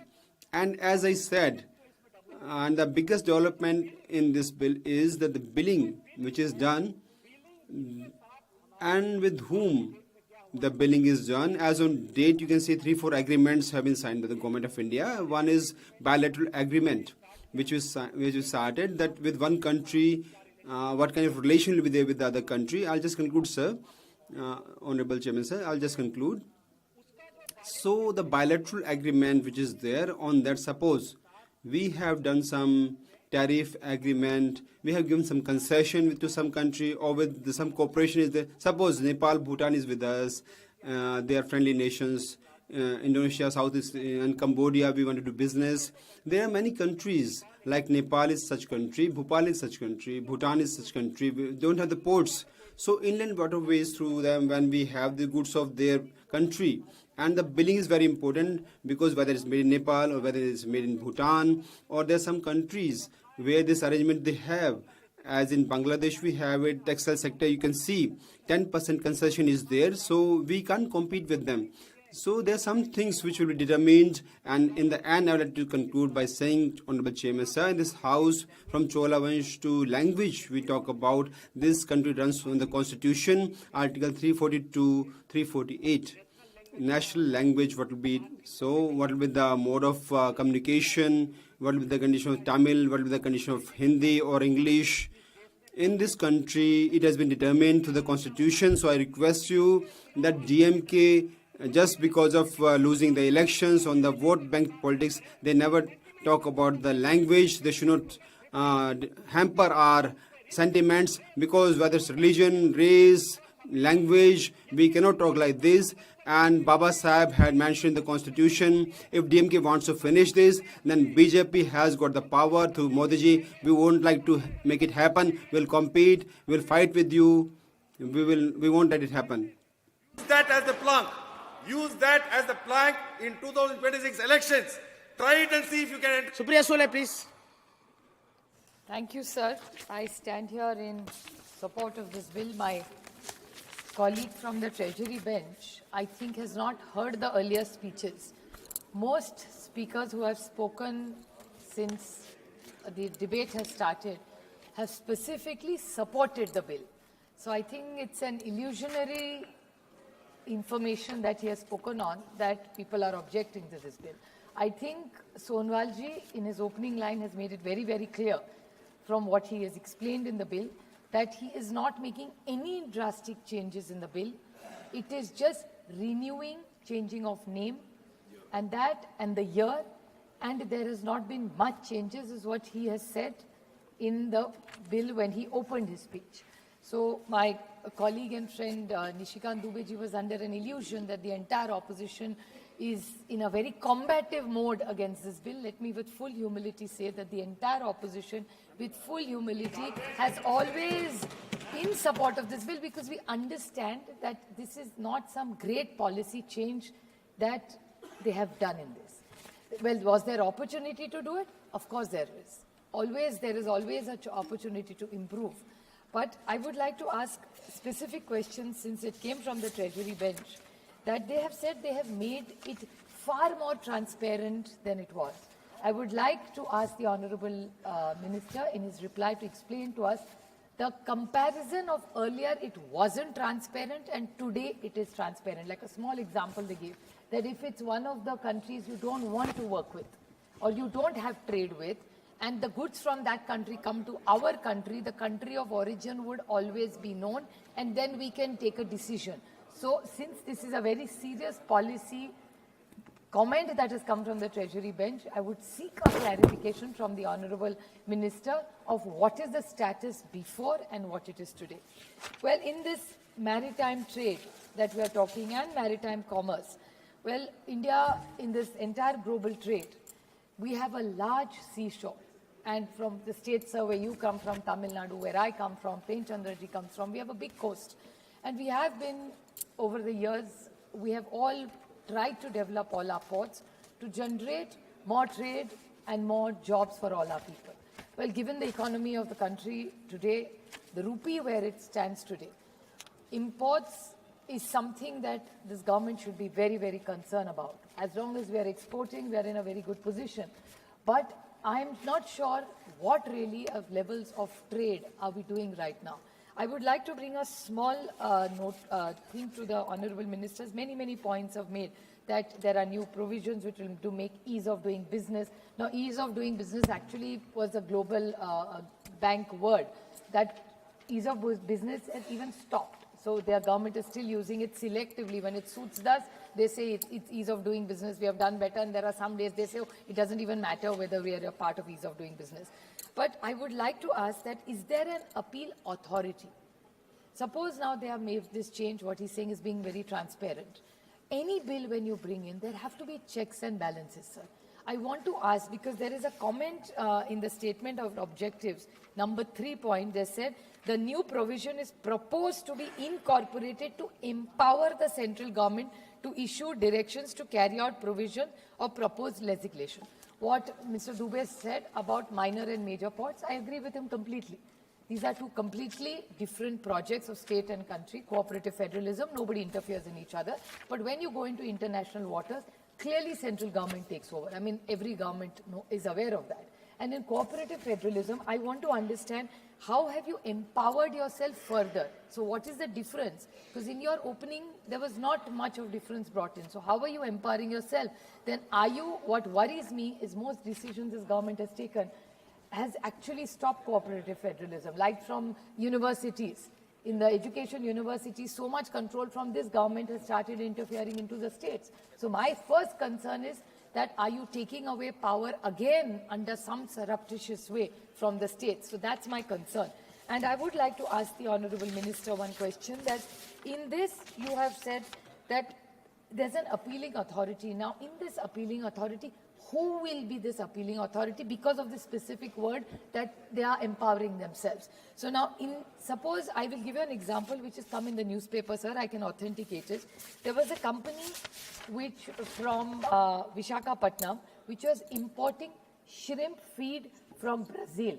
So it was coming from Brazil into India. It came to Visakhapatnam, it landed with all the proper papers, and this has come in the newspaper, I can easily authenticate it.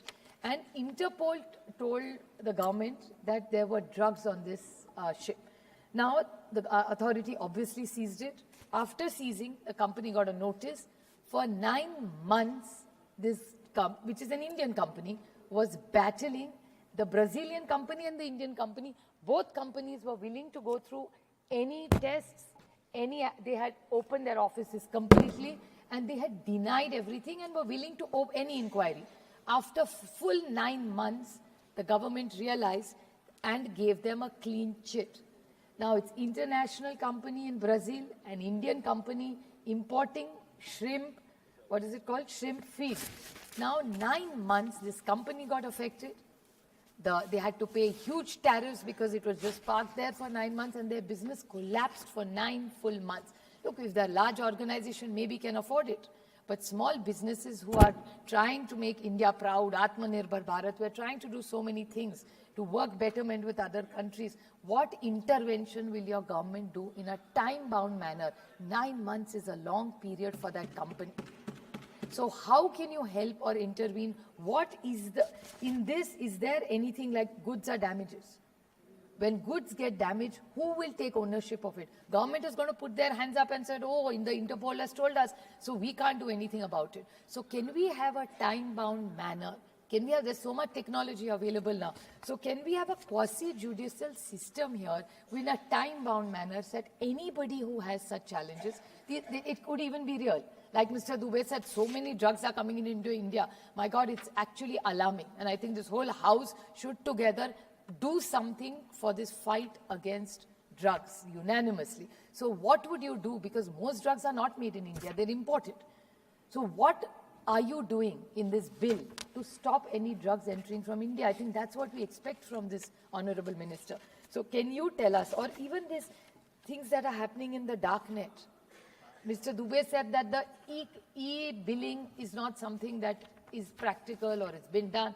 My question to the government is so much, which even Mr. Premchandran said, with so much technology coming in, which you can call it a disruption or you can call it to help us. What technology, could have we not used more technology in this leading bill? So can you specifically tell us how you're going to protect the Indian businessmen in this? Because this bill has to be for our Indian people. So I urge you to seriously consider, if required, you can take all this feedback, strengthen the bill. We support it even in the case it is. But we hope that you will protect every Indian businessman because he or she or that company is India's pride. Like you said, you are proud about India. We are proud about every enterprising businessman in India who's trying to create and generate wealth and opportunity for Indians. So I hope in this entire international game, no Indian gets compromised in the future, and you will take up ownership and lead from the front for the Indian businessmen who are helping maritime commerce. Thank you. Thank you. Sri Anil Desai. Thank you. Thank you, Chair. Sir, I've gone through the Indian Bills of Lading Act 1856 now, which has been changed to Indian Bills of Lading 2024. And as has been said by earlier speakers, that pro and cons of the bill, but I think there is hardly anything to speak against the bill, whatever the contents of the new bill is there, except for few facts. I would like to ask the Honorable Minister regarding very first point that central government, like Section 5, central government may give such directions as it may deem necessary for carrying out all or any provisions of this Act. Now, central government has been there in the Act as it is legislated in the Parliament. And what is that specific Act or provisions where central government will come or put intervention or play a role? That needs to be specified. I think Honorable Minister is giving his attention here. Sir, another thing that the speech which was made by Honorable Nishikant Dubeji, that, I mean, he came out with a lot of knowledge it given to or enlightened the House, I would say. That bill of lading, what it was earlier, how the contract went, and how the improvisations have come, and how specific the best to everyone, like shipper, the ship owner, and the consignee. Now, what are those provisions which he has said?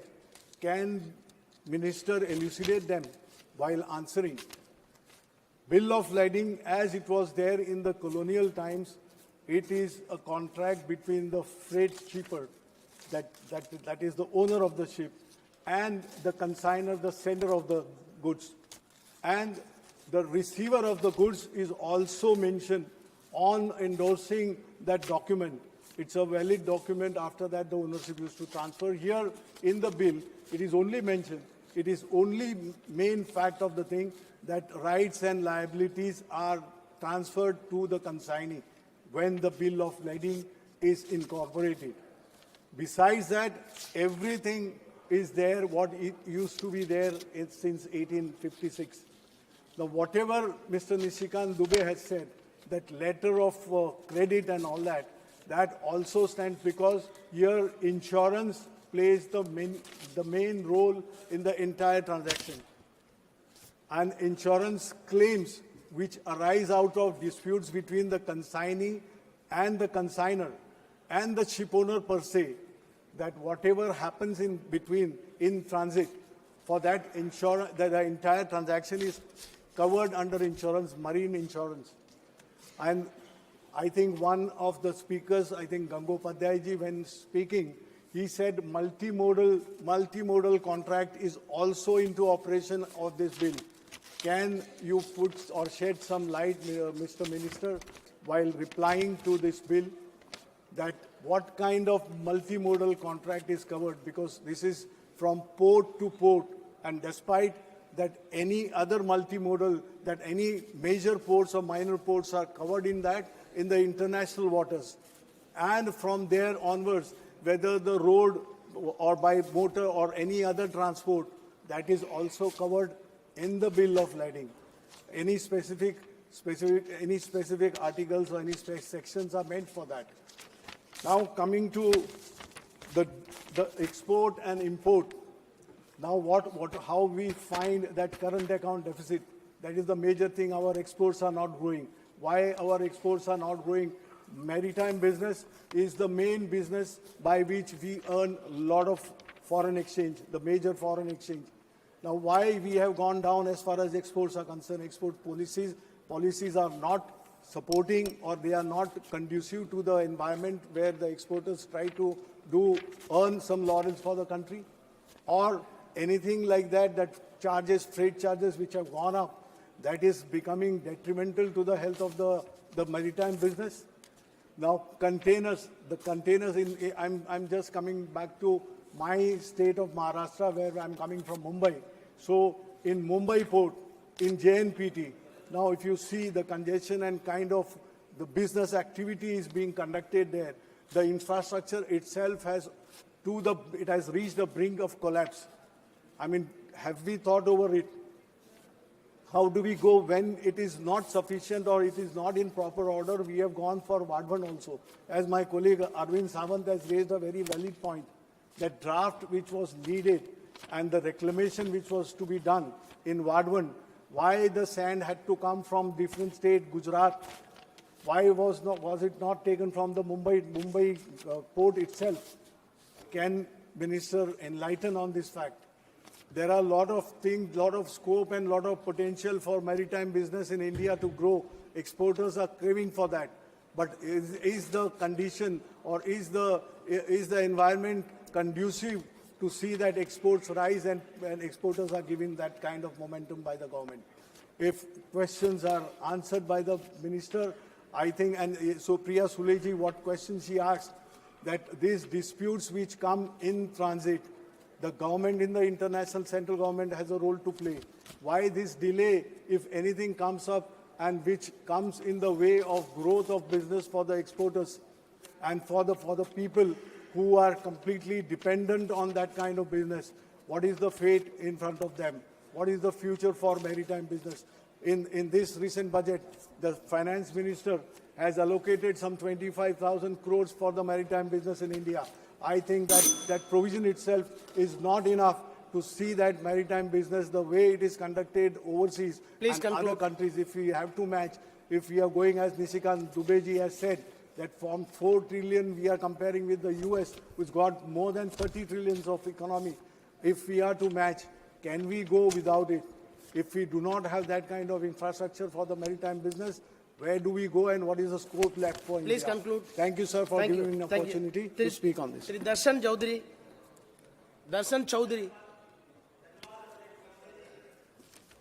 आज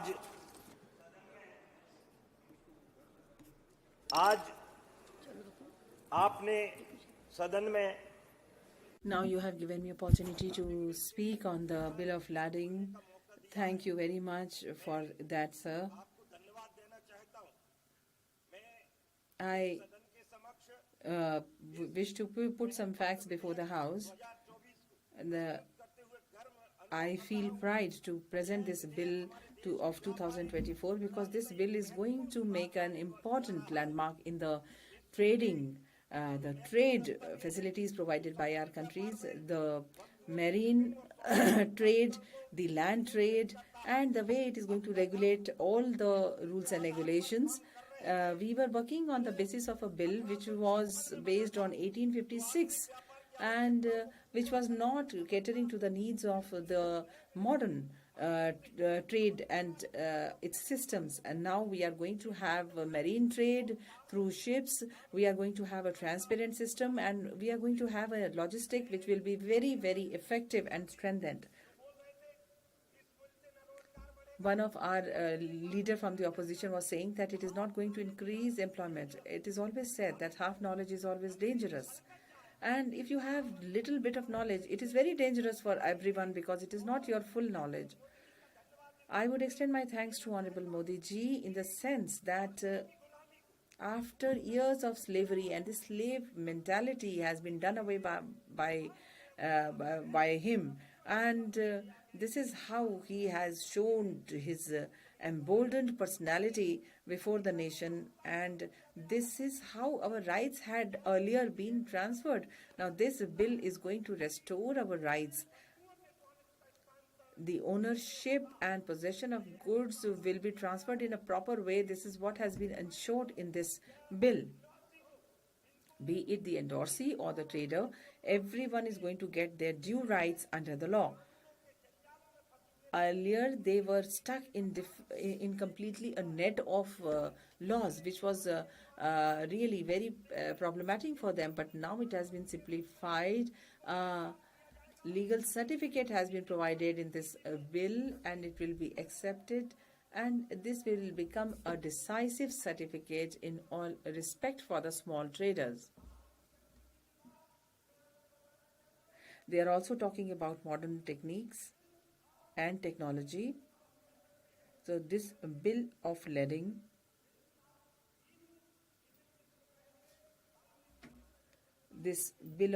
has provided legal तेज करेगा और धोखाधड़ी की संभावनाओं को कम करेगा. And this is going to be modernizing the whole system. The United Nations Electronic Transferable System, the METR, the business documents would become digital, and in this regard, the trade would be there in terms of its transparency, in terms of everything that can be provided, and it will be very much recognized. In fact, digitalization is going to streamline the international business, and it will also be helpful in environmental protection. I feel really proud to say that India is encompassed by ocean from three sides. 7,500 kilometers of the coastal line is there, and not only the business through ships or through waterways would increase, but the previous governments could not ensure such business in such an effective manner, and this bill has ensured the business in such an effective manner. Be it employment or consumption of diesel. As we all know that whenever we have trade through marine area, that incurs a very less number of money. It will make it modern, it will make it global, and it will work very effectively.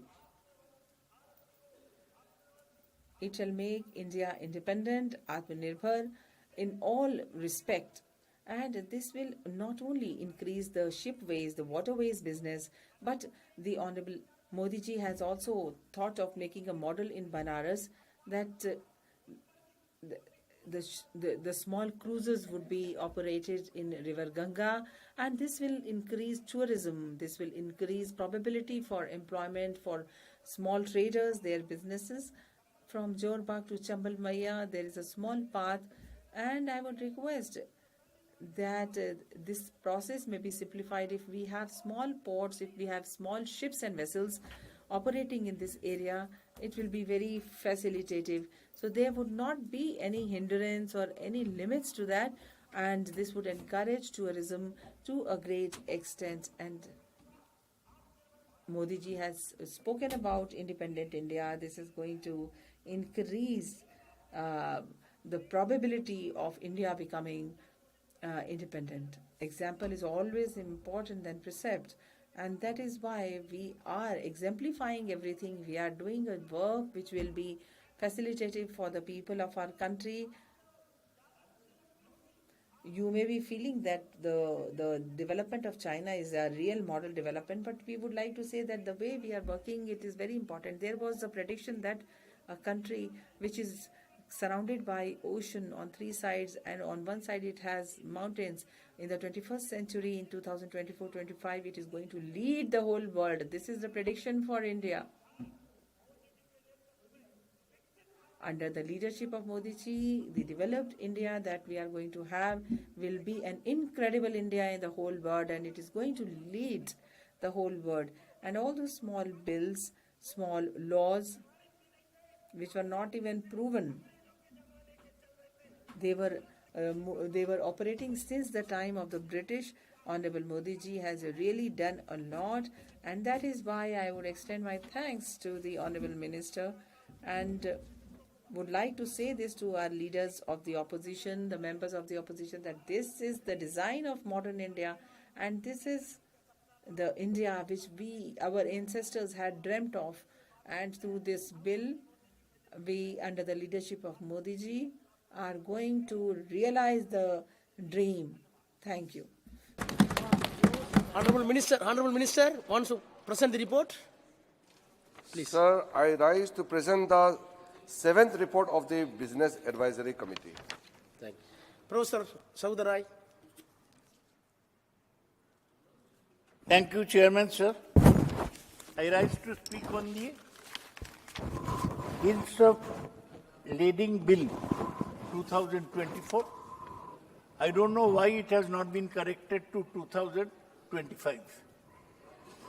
Now, I have a basic objection to the bill.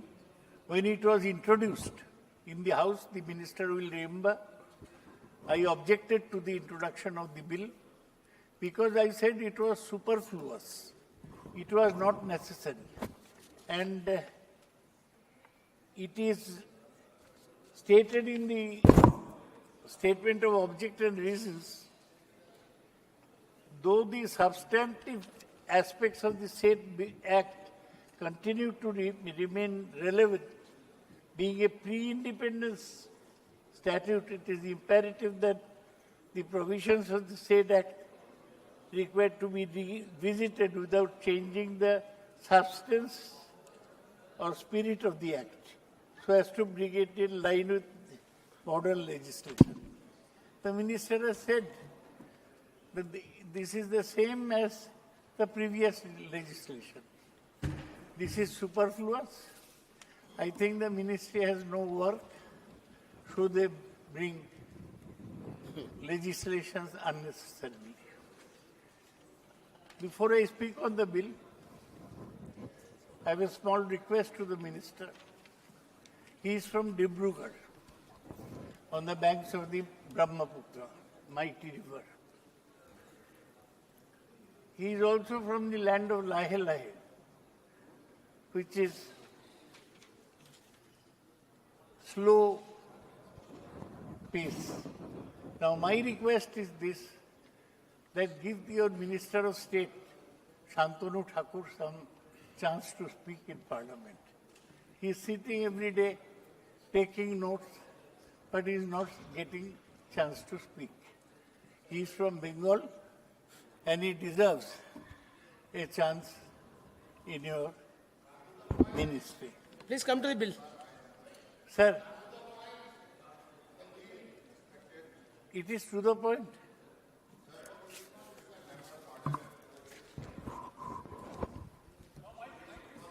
Mike.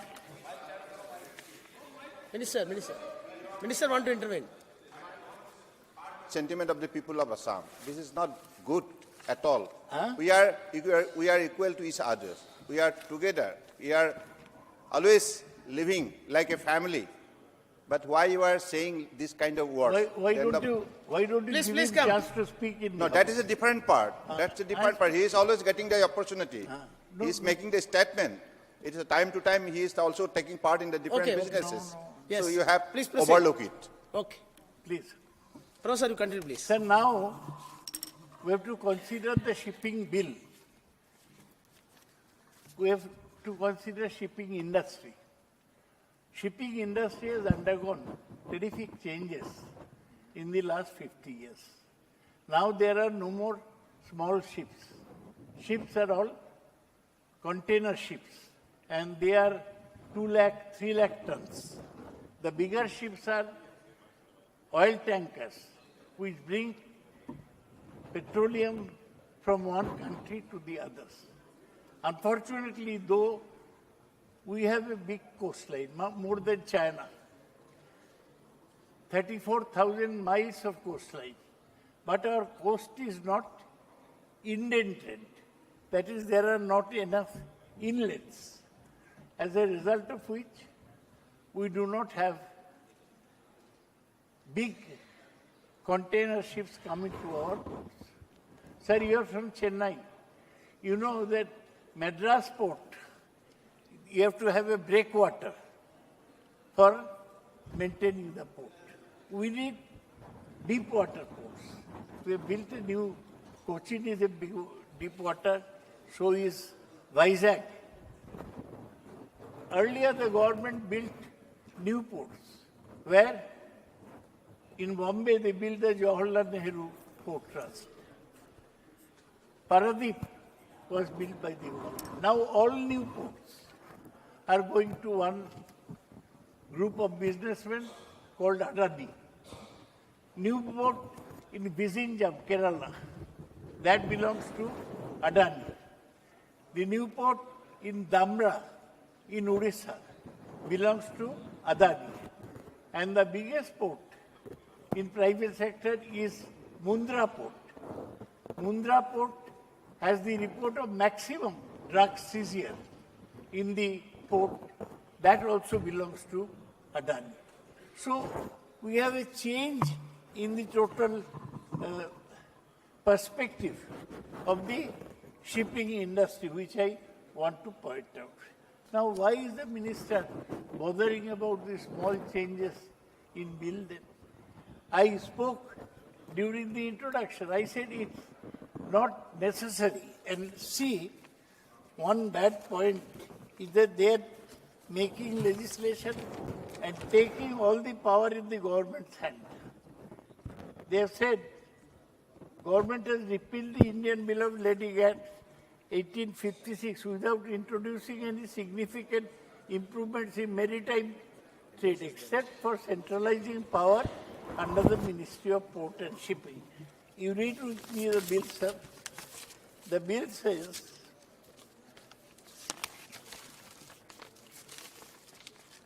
the bill says,